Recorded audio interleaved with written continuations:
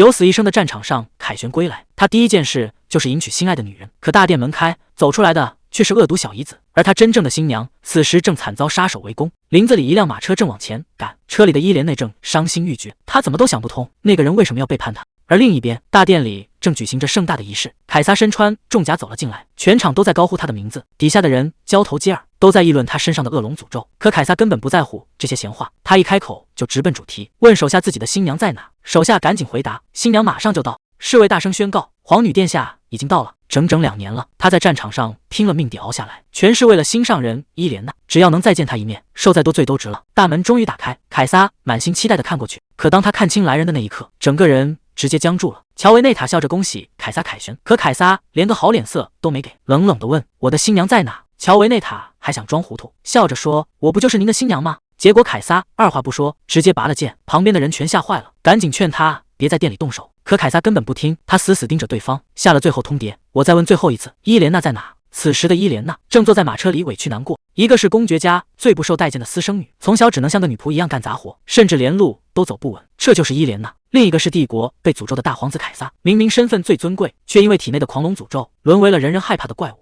两个同样被家族抛弃的人，就这么被命运绑在了一起，过得比谁都幸福。本以为幸福能一直持续下去，可一道出征的调令，直接打破了所有的美好。凯撒被派去了最危险的战场，这一去根本就是送死。伊莲娜死死拉着他，求他不要走。凯撒只留下一句承诺，说自己一定会回来，就头也不回的走了。这一别就是整整2年。谁能想到，等他身上的狂龙诅咒一解开，这人说变就变。2年来，伊莲娜天天给他写信，却连一封回信都没等到。更绝的是，被关在宫里的伊莲娜等来的不是心上人，而是凯撒和他姐姐好上的消息。乔维内塔得意的炫耀，说凯撒爱的是他，还嘲笑伊莲娜根本配不上这个位置，一切只是各归各位。伊莲娜越想越难过，难道凯撒一解除诅咒，就嫌弃他这个寒酸的女人了吗？早知如此，当初还不如根本不要相遇。还没等他缓过神来，马车突然剧烈震动，外面传来木头碎裂的巨响，伊莲娜被甩得东倒西歪，完全不知道发生了什么。紧接着，外面传来兵器碰撞声，护卫大喊着有袭击。伊莲娜彻底懵了，这荒郊野外的，怎么会有人突然袭击？护卫让他在车里待好，结果话音未落，外面就传来一声惨叫，鲜血直接溅在了车窗上。护卫显然已经没命了。伊莲娜心里直打鼓，不知道这些人到底是求财的强盗，还是专门来要他命的杀手。想到那个一直针对他的人，伊莲娜心里有了答案，这绝对是一场有预谋的刺杀。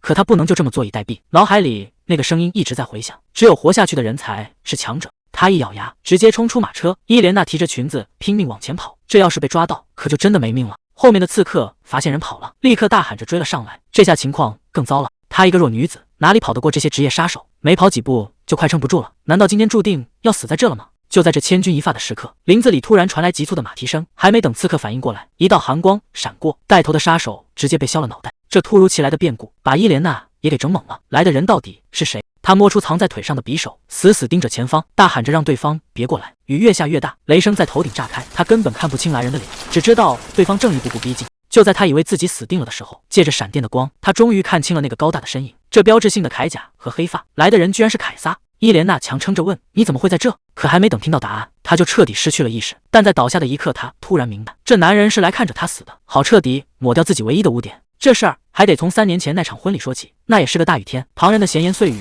就没停过。有人小声嘀咕，下雨天结婚的新娘以后有的哭了，旁边的人也跟着附和，真不知道这位能活几天。今天要是没事算他命大。被当成牲口一样对待的私生女，伊莲娜看着乔维内塔嘲讽的笑脸，只觉得在这个家里毫无尊严。她7岁前和母亲安娜丽莎在街头流浪，被强行带回后，却活得连仆人都不如。母亲后来在瘟疫中惨死，她连最后一面都没能见上。如今一盆脏水直接泼在身上，她也只能咬牙忍受这无底深渊。就在伊莲娜以为要痛苦一辈子时，转折却突然降临。公爵夫人冷冰冰地宣布，她被选为大皇子凯撒的新娘。弗洛雷斯家族世代都要出皇后，这次的重任却落在了她头上。伊莲娜这才恍然大悟，原来接她回来就是为了替嫁联姻。乔维内塔明明没有婚约，求婚却偏偏绕过了他。这一切只因为新郎是凯撒，那个传闻中被诅咒的大皇子。他从小体弱多病，从不公开露面，人们都叫他怪物皇子。嫁给这样一个怪物，谁愿意去送死？皇室之前先后安排了4次婚事，结果每一个新娘最后全都死于非命。这根本不是去当皇妃，而是去送死。而这一次轮到伊莲娜了，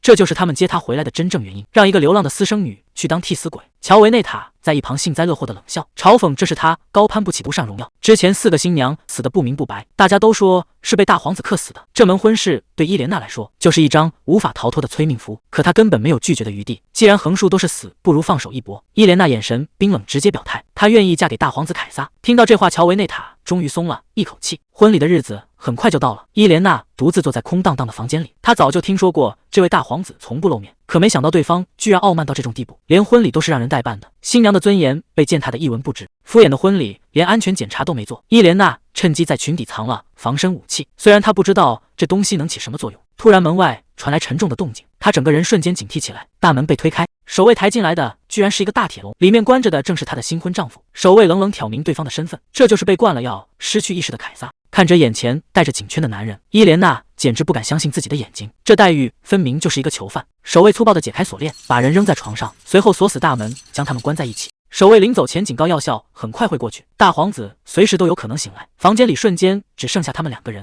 看着床上被铁链锁过的男人，伊莲娜心里五味杂陈。他好歹也是帝国的继承人，怎么会被像野兽一样对待？他大着胆子一步步走上前去，想要看清这个怪物的真面目。就在这时，窗外突然划过一道闪电，借着闪电的光芒，伊莲娜终于看清了床上的情况。眼前的画面让她瞬间倒吸一口冷气。窗外雷声大作，闪电直接照亮了床上的凯撒，那只长满黑色鳞片的利爪看着就让人头皮发麻。守卫说的没错，药效真的退了。凯撒猛地睁开双眼，这下麻烦大了。他痛苦地低吼着，整个人看起来极度暴躁。凯撒彻底失控，手边能碰到的东西全被砸了个稀烂，这动静大得吓人。看着滚到脚边的杂物，伊莲娜躲在角落里，连大气都不敢喘，生怕引起他的注意。谁能想到他虚弱成这样，还有这种怪力，连沉重的家具都被砸得稀烂，这要是砸在人身上，后果简直不敢想。窗外雨声不断，伊莲娜正想松口气，结果一道闪电劈下来，直接把她吓傻了。凯撒不知道什么时候已经走了过来，正冷冷地盯着他。看着那双在黑暗中发光的红眼睛，伊莲娜这下彻底没法动弹了。这一刻，那些刺耳的闲言碎语再次在他耳边响起，反正他也是去送死的，这门婚事根本就是个笑话。难道他真的要成为第5个死在怪物手里的新娘吗？一把短刀被扔在地上，乔维内塔冷笑着说：“这是送给他的结婚礼物。”看着地上的短刀，伊莲娜一句话也说不出来。对方脸上满是疯狂的笑意，说这是他被送去喂野兽前自己能给的最后一点心意。他甚至贴到伊莲娜耳边，恶狠狠地怂恿着：“要是换做自己，宁可拿这把刀子进，也绝对不嫁给怪物，受尽折磨。”听到这些话，伊莲娜只能咬牙忍着，她心里比谁都清楚，自己早就成了一颗被家族抛弃的死棋。看着眼前冷冷盯着自己的凯撒，现在的他只有2个选择，要么自己了断，要么死在眼前这个男人手里。伊莲娜脑子里全是乔维内塔的话，对方曾劝她用这把刀子进，但乔维内塔根本不懂。伊莲娜从来就没想过要放弃，哪怕一次也没有。从小到大，为了能活下去，她早就习惯了拼命挣扎，所以这把刀绝对不会对准她自己，而是要指向眼前的威胁。只有活到最后的人才是真正的赢家。看着逼近的凯撒，伊莲娜大声警告，让他别过来。凯撒却像没听懂一样，反而又往前逼近了一步。伊莲娜刚想警告他别乱来，这家伙却突然凑了上来，甚至在他身上闻来闻去。伊莲娜急得大喊：“你到底要干什么？再过来，我真的动手了！”可还没等他把刀刺出去，凯撒却突然痛苦地惨叫起来，整个人直接瘫倒在地上。看着眼前痛苦挣扎的男人，伊莲娜彻底懵了，这到底又是唱的哪一出？伴随着一声惊雷，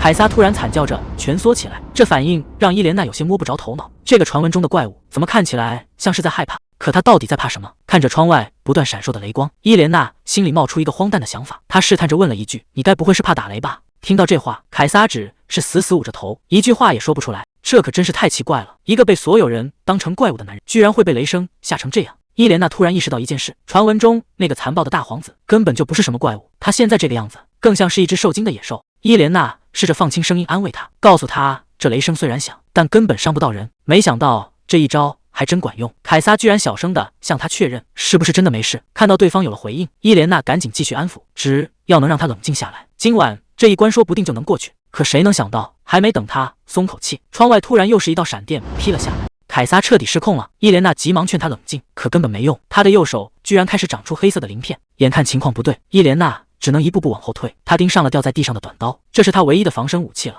就差一点点，眼看就要够到了，结果唰的一下，一只长满鳞片的利爪直接死死扣住了他的手。还没等他反应过来，凯撒已经逼到了跟前，他整个人直接扑了上来，把他死死压在身下。此时的凯撒彻底丧失理智，喉咙里发出野兽般的低吼，黑色鳞片在皮肤上疯狂蔓延。面对近在咫尺的暴虐怪物，伊莲娜根本够不到防身的武器，生死悬于一线。看着眼前不断异变的凯撒，伊莲娜心中警铃大作，她拼命挣扎，想要推开对方，手腕却传来一阵钻心的剧痛。看着凯撒那张狰狞的脸步步逼近，伊莲娜以为自己即将沦为野兽的口粮，可下一秒，凯撒却突然停下动作，开始轻轻舔舐他伤口上的血迹。还没等他松一口气，凯撒竟猛地一口咬了下去，滚烫的灼烧感瞬间从伤口蔓延，伊莲娜疼得忍不住惊呼出声。可还没等她将人推开，凯撒却突然停止了撕咬。令人震惊的一幕发生了，他身上的黑色鳞片竟开始迅速消退。看着眼前渐渐恢复清醒的男人，伊莲娜心中闪过一个荒谬的猜测：难道自己的血能压制他的暴走？凯撒温顺地蹭了蹭他的手掌，眼神里再也没有先前的疯狂。这一刻，伊莲娜突然意识到，他或许并不是无可救药的怪物，而是一只等待被驯服的野兽。折腾了整整一夜，凯撒终于安静地沉睡过去。伊莲娜无奈地叹了口气，刚才还暴力嗜血的野兽，此刻却乖巧得像个孩子。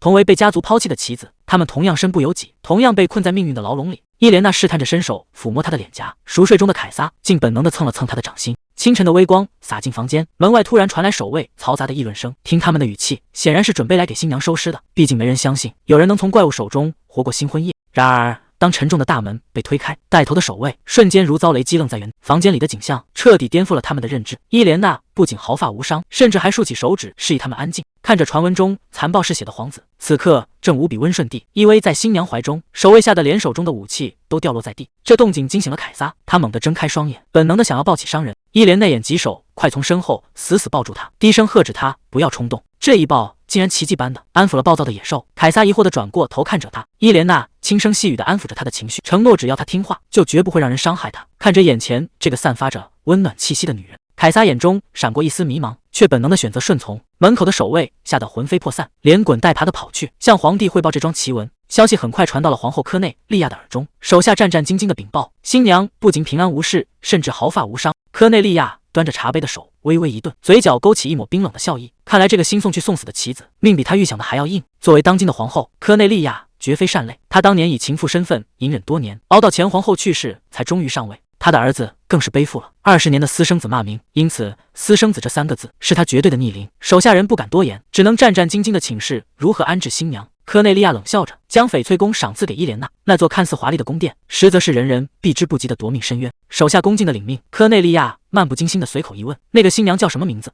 得知对方名叫伊莲娜后，皇后不屑的冷笑出声：“死在他手里的人命数不胜数，他根本懒得记住这些将死之人的名字。”不过这一次，他似乎有了折磨新猎物的新心智。科内利亚眼神阴鸷的吩咐下去：“过几天请这位新王妃来喝茶。”这场突如其来的鸿门宴注定暗藏杀机。看到伊莲娜完好无损地站在这里，神官激动地大喊这是神迹，周围的贵族也开始窃窃私语，谁能想到她居然真的活了下来。看着众人震惊的反应，伊莲娜心里非常清楚，在今天早上之前，所有人都在等着给她收尸，连她自己都做好了最坏的打算。就在这时，整理床铺的女仆发出一声惊呼，床单上那片刺眼的血迹暴露在众人眼前。这本是昨晚凯撒失控时咬伤伊莲娜留下的伤口血迹，但在旁人眼里，这却成了最好的圆房证明。有了这个所谓的铁证，就没人能质疑他们的婚姻。至少现在，他暂时保住了一条命。可还没等伊莲娜松口气，更大的麻烦已经在前面等着他了。看着眼前这栋荒凉破败的石塔，伊莲娜心里冷笑一声，这就是皇后特意为她准备的住处，名义上叫翡翠宫，实际上连大门都结满了蜘蛛网。带路的女官在一旁虚情假意的解释，说是因为婚礼太突然，来不及好好打扫准备。接着她又试探着开口，问是不是这里不合皇子妃的心意。这显然是个致命的陷阱，只要伊莲娜露出半点不满，就会被扣上对皇后不敬的罪名。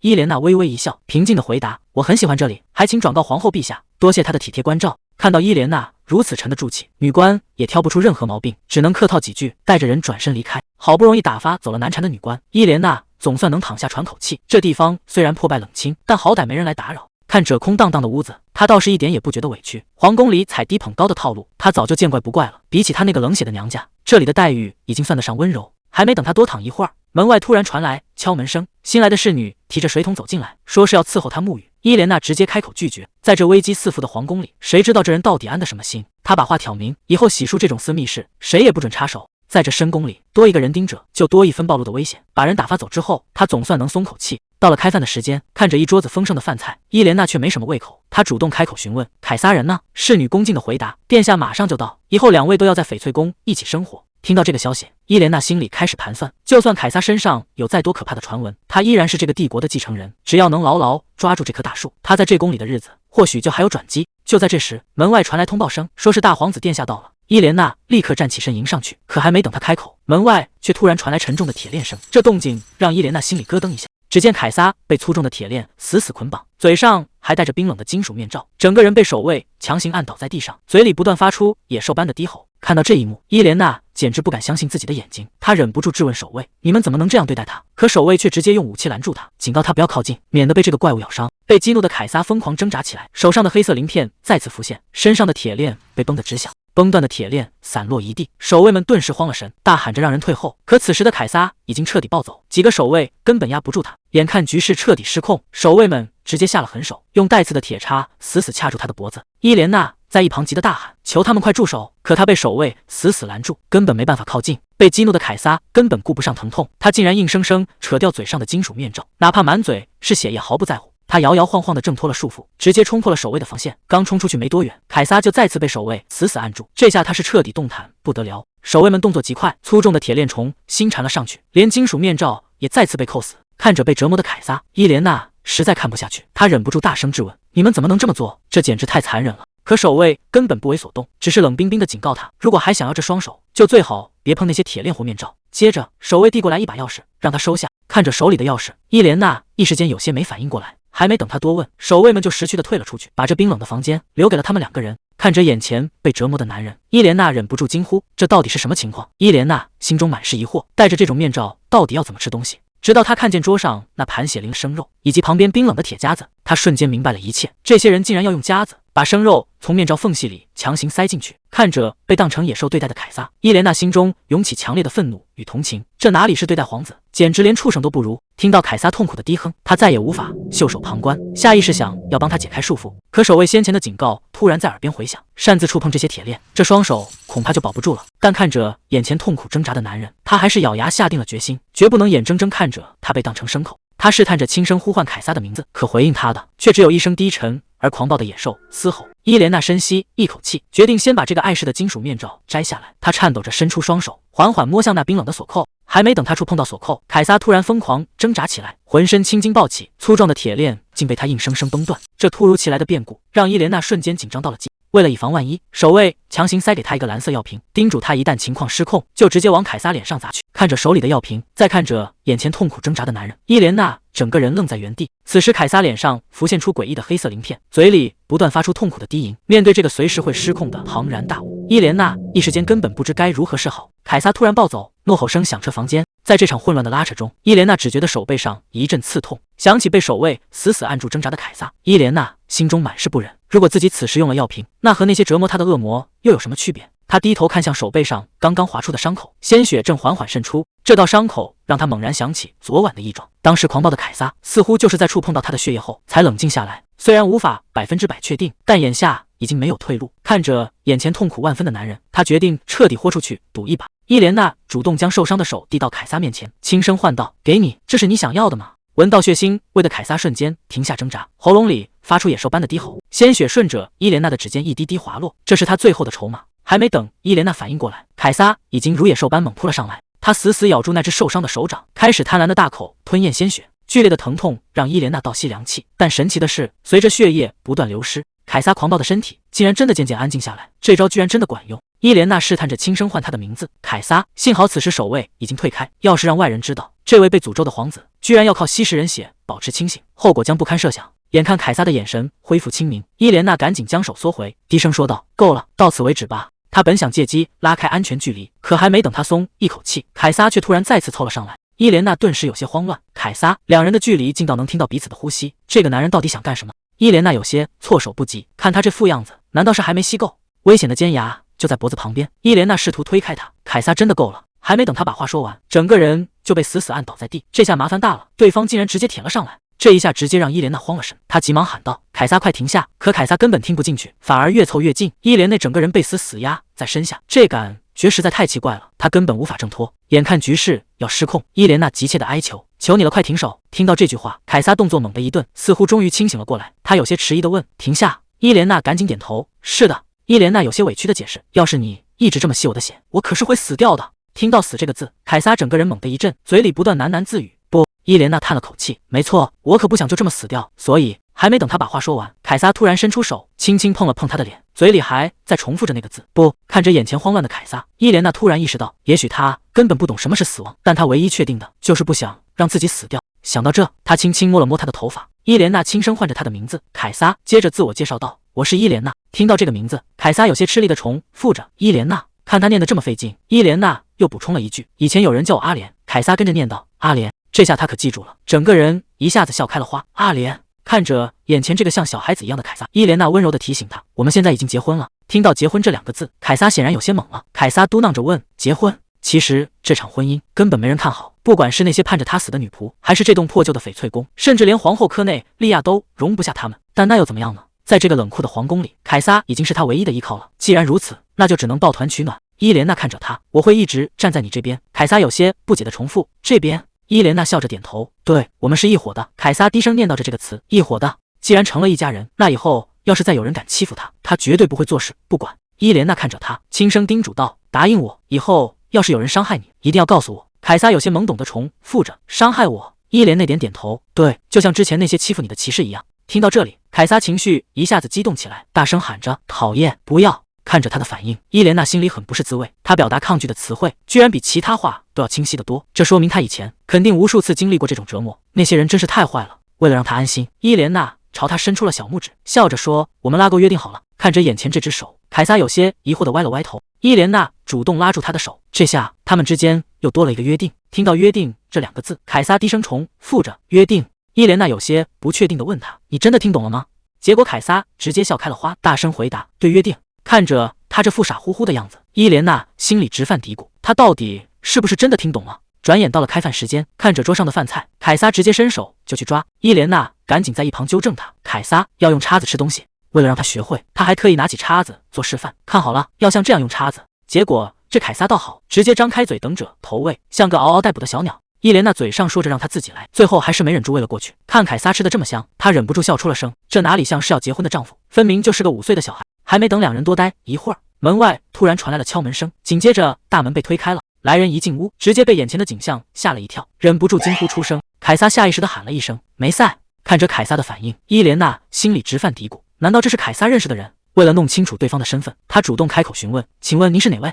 听到询问，来人赶紧弯腰行礼，嘴里还不停地道着歉：“哎呀，真是失礼了，我是梅赛德斯，是负责照顾凯撒皇子的女仆。”梅赛德斯一边擦着眼角一边解释，自己从小就照顾皇子，一听说两人搬进翡翠宫，就急忙赶了过来。伊莲娜心里咯噔一下，如果她真是凯撒的乳母，那她肯定就是已故皇后的亲信。还没等她细想，梅赛德斯叹了口气，有些担忧的开口：“最近这段时间，皇子的状态一直不太稳定，那些骑士最近经常使用药物和暴力。”伊莲娜一听就急了，质问道：“既然你早就知道，怎么能放任事情发展到这一步？”话还没说完，她突然停住了。梅赛德斯苦苦哀求：“求您原谅我，我根本没有力量去反抗科内利亚皇后。”看着对方那双粗糙的手，伊莲娜心里有了底。作为前皇后的贴身侍女，她本该出身名门，可现在这双手却长满了老茧，这只能说明，为了保护那个有名无实的凯撒，她这些年吃尽了苦头。梅赛德斯一脸不可思议：“皇子以前可从没这么听话过，最近连我这个乳母都不让靠近，你到底是用什么办法让他安静下来的？”这一问直接把伊莲娜问住了，总不能实话实说，是用自己的血把他喂饱的吧？这种荒唐事要是传出去，到时候肯定会被当成魔女，直接送上审判台，那可就彻底完了。伊莲娜想起了自己曾亲眼见过的魔女审判，不管以前身份多高贵，一旦被扣上魔女的帽子，下场比乞丐还要惨。他们会被绑在驴背上游街，任由人们用石头砸，最后在烈火中被活活烧死，连个痛快的死法都是奢望。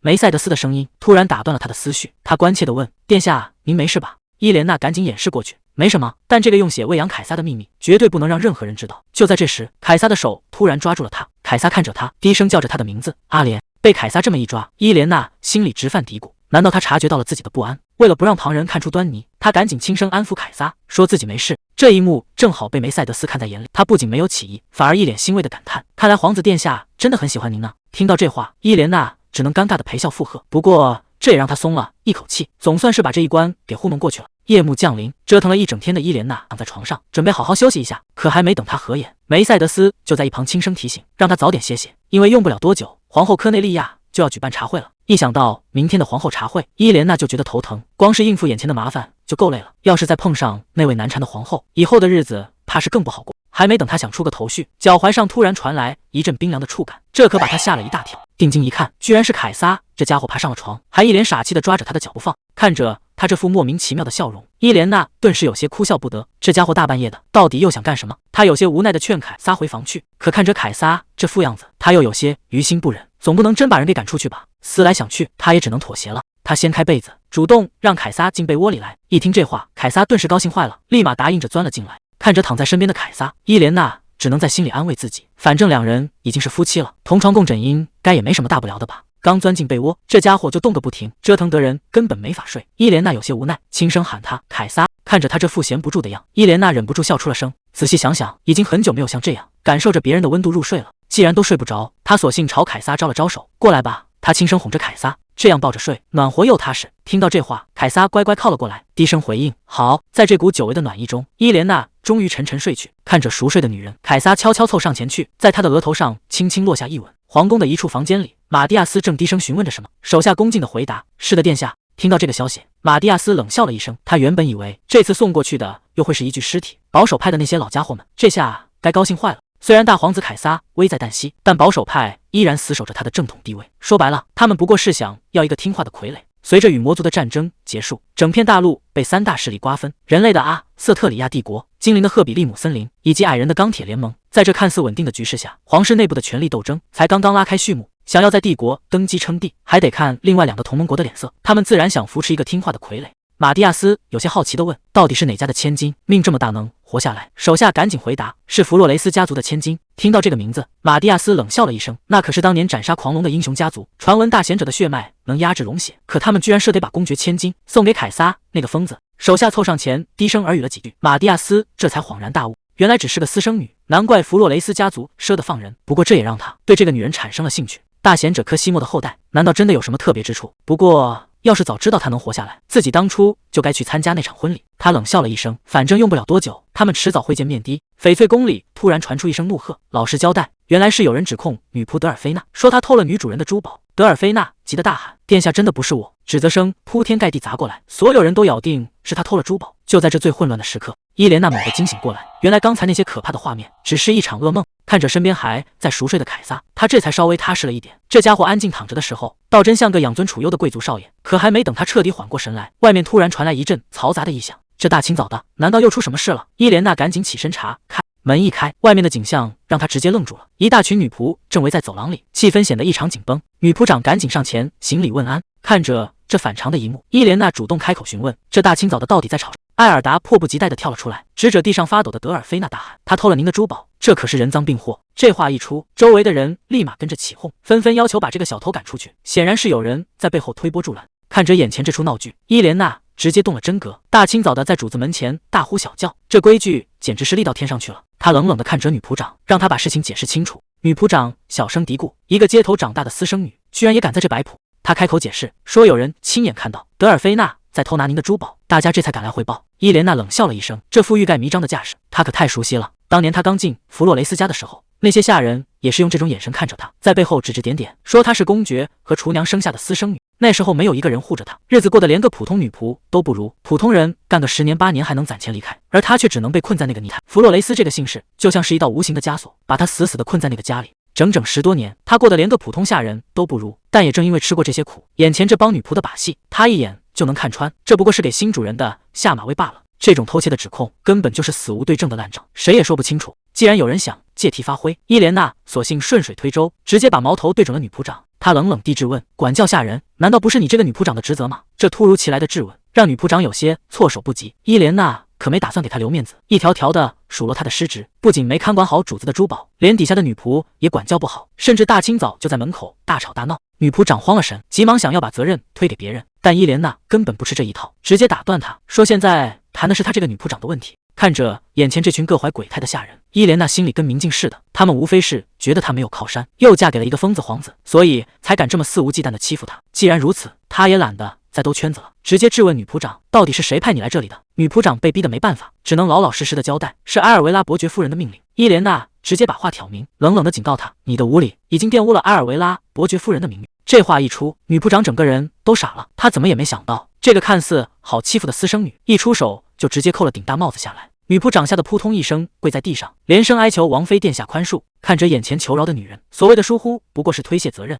都说雨天结婚的新娘，往后的日子全是眼泪。其实从婚礼那天早上开始，这帮人就没安好心，私底下不知道怎么看她的笑话。想要在这深宫里活下去，就必须把规矩立起来。地上的女仆长还在不停地哭喊求饶，生怕真的被治了罪。伊莲娜根本懒得听她废话，直接转身冷冷地丢下一句话：“还嫌不够丢人吗？立刻给我滚出去！”看着委屈哭泣的德尔菲娜，伊莲娜整个人愣住了。因为他突然想起来，昨晚梦里的场景居然和眼前发生的一模一样。想到这，伊莲娜决定先发制人，她指着旁边的女仆冷冷命令：“去把骑士叫过来。”女仆愣在原地，没反应过来。伊莲娜眼神一凛，再次重复：“立刻去叫骑士。”伊莲娜冷冷地警告所有人，谁也不许乱动。很快，骑士就赶了过来。伊莲娜的目光扫过人群，最后死死盯住了艾尔达。伊莲娜直接质问他：“围裙口袋里到底装了什么？”艾尔达赶紧捂住口袋，拼命解释。伊莲娜根本不信，直接命令骑士搜他的身。艾尔达还在拼命狡辩，非说是德尔菲娜偷的，结果骑士当场从他兜里搜出了一大串珠宝。伊莲娜冷冷地看着众人：“你们刚才不是口口声声说是德尔菲娜偷的吗？那为什么这些东西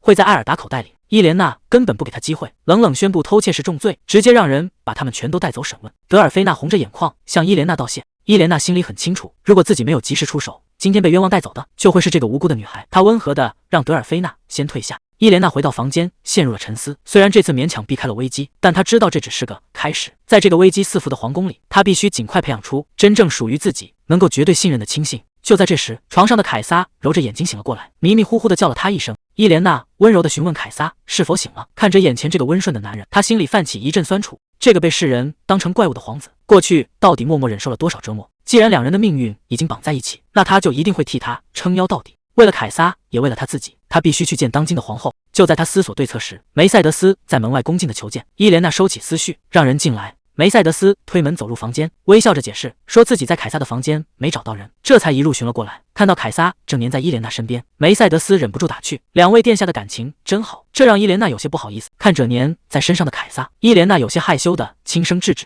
梅赛德斯笑了笑，说明来意，自己其实是来传话的。今天下午，皇后陛下要举办一场茶会。听到这个消息，伊莲娜一下子警惕起来，该来的终究还是来了，既然躲不过去，伊莲娜索性主动出击。她看着梅赛德斯，表示自己正好有事要请示皇后，那就是重新招募一批女仆。听到这个想法，梅赛德斯叹了口气，说早上的闹剧他已经听说了，伊莲娜处理得很对，那些女仆确实是越界了。伊莲娜顺势打听起来，这里的仆人平时都这么嚣张吗？尤其是对凯撒的态度，简直是无法无天。梅赛德斯无奈地道出真相，因为这些仆人背后的靠山全都是埃尔维拉伯爵夫人。伊莲娜看着身边的凯撒，心里很不是滋味。那些仆人仗着有皇后撑腰，居然敢这样作践一个皇子。伊莲娜看向梅赛德斯，诚恳地开口请求：“梅赛德斯，我有一件事想求你帮忙。”梅赛德斯微微躬身，请殿下尽管吩咐。伊莲娜叹了口气，说出了自己的难处：“你也很清楚我现在的处境，身边连一个亲信都没有，在这深宫里，我根本无依无靠。在招到信得过的随从之前，你能不能帮帮我？”听到这话，梅赛德斯深受触动，他连忙答应下来，说能为殿下效劳是他的荣幸。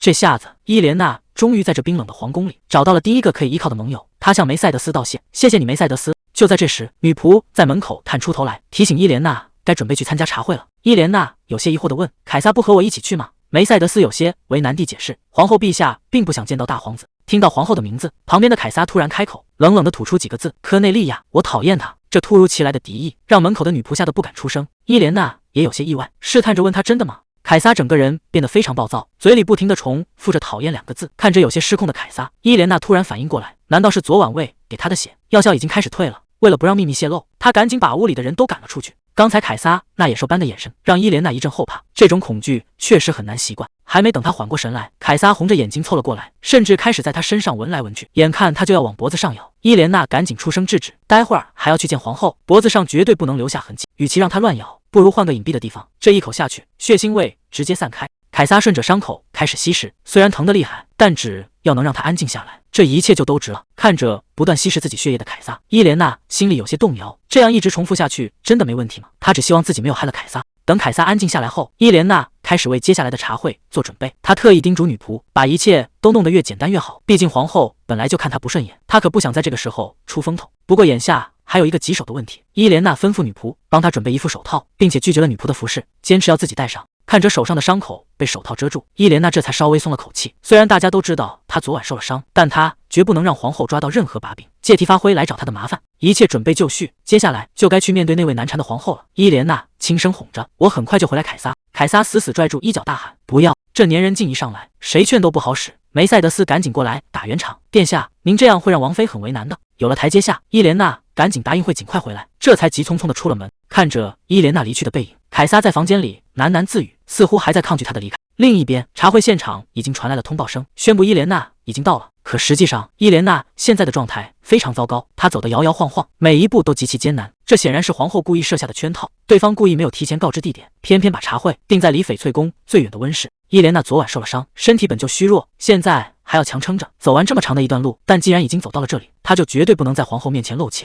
连旁边的守卫都在暗自偷笑。伊莲娜心里很清楚，对方就是想看她一瘸一拐的狼狈样。可规矩就是规矩，她只能咬着牙，强撑着身体向皇后行礼。看着伊莲娜这副样子，科内利亚露出一抹得意的冷笑。这还没正式交锋，空气中的火药味就已经拉满。伊莲娜恭敬地行了个大礼，向铁十字圣官致敬。能见到皇后陛下是我的荣幸。可科内利亚只是冷冷地盯着他，根本没有叫他起来的意思。这显然是要给他一个下马威。伊莲娜就这么一直跪在地上，可他身上的旧伤根本没有痊愈，剧烈的疼痛让伤口再次裂开。再这样下去，他随时都会倒下。好在科内利亚终于缓缓开口，免去了他的跪拜之礼。可这番折磨显然不是白受的。伊莲娜刚想起身，身体却瞬间失去了平衡，眼看就要当众狼狈倒地。幸好女仆德尔菲奈眼疾手快，一把将她稳稳扶住，这才没让皇后看她的笑话。看到这一幕，科内利亚有些不悦地啧了一声，显然没能看到好戏，让她十分失望。伊莲娜低声向德尔菲娜道谢，随后在德尔菲娜的引导下入座。还没等两人正式搭话，科内利亚就冷冷地平退了左右，只留下他们几个人在场。在这开满红玫瑰的温室里，科内利亚一边逗弄着手上的鹦鹉，一边漫不经心地开口询问伊莲内在宫里的生活。这看似平常的问候，背后显然藏着致命的试探。既然躲不过去，伊莲娜索性主动出击。她直视着科内利亚的眼睛，说自己有重要的事情必须禀报。科内利亚并没有太大的反应，只是冷漠地示意他继续说下去。伊莲娜深深吸了一口气，直接揭露真相：宫里的骑士和仆人们一直在暗中残忍地伤害凯撒。凯撒身上现在满是伤痕，那些人甚至用铁链和口嚼子折磨他。可面对这样触目惊心的事实，科内利亚却表现得异常冷漠，只是淡淡的回了一句是吗？随后便端起茶杯慢条斯理地喝茶。这冷酷的态度让整个温室的气氛瞬间降到冰点。本以为说出真相能有所改变，结果科内利亚根本不吃这一套。他放下茶杯，冷冷地反问：那你想要我怎么做？这话一出，伊莲娜直接被问得愣在原地。对方这高高在上的态度，摆明了就是不想插手管这件事。伊莲娜还想再争取一下，可话到嘴边却发现自己无话可说。科内利亚直接挑明了态度：人的先像个人，才能被当成人来对待。接着他冷笑着发问：你觉得什么样才算人？他直接把矛头对准了凯撒，反问伊莲娜：你觉得大皇子有哪一点像人？面对这个无比尖锐的问题，伊莲娜一时语塞，不知道该怎么回答。科内利亚一边逗弄着鹦鹉，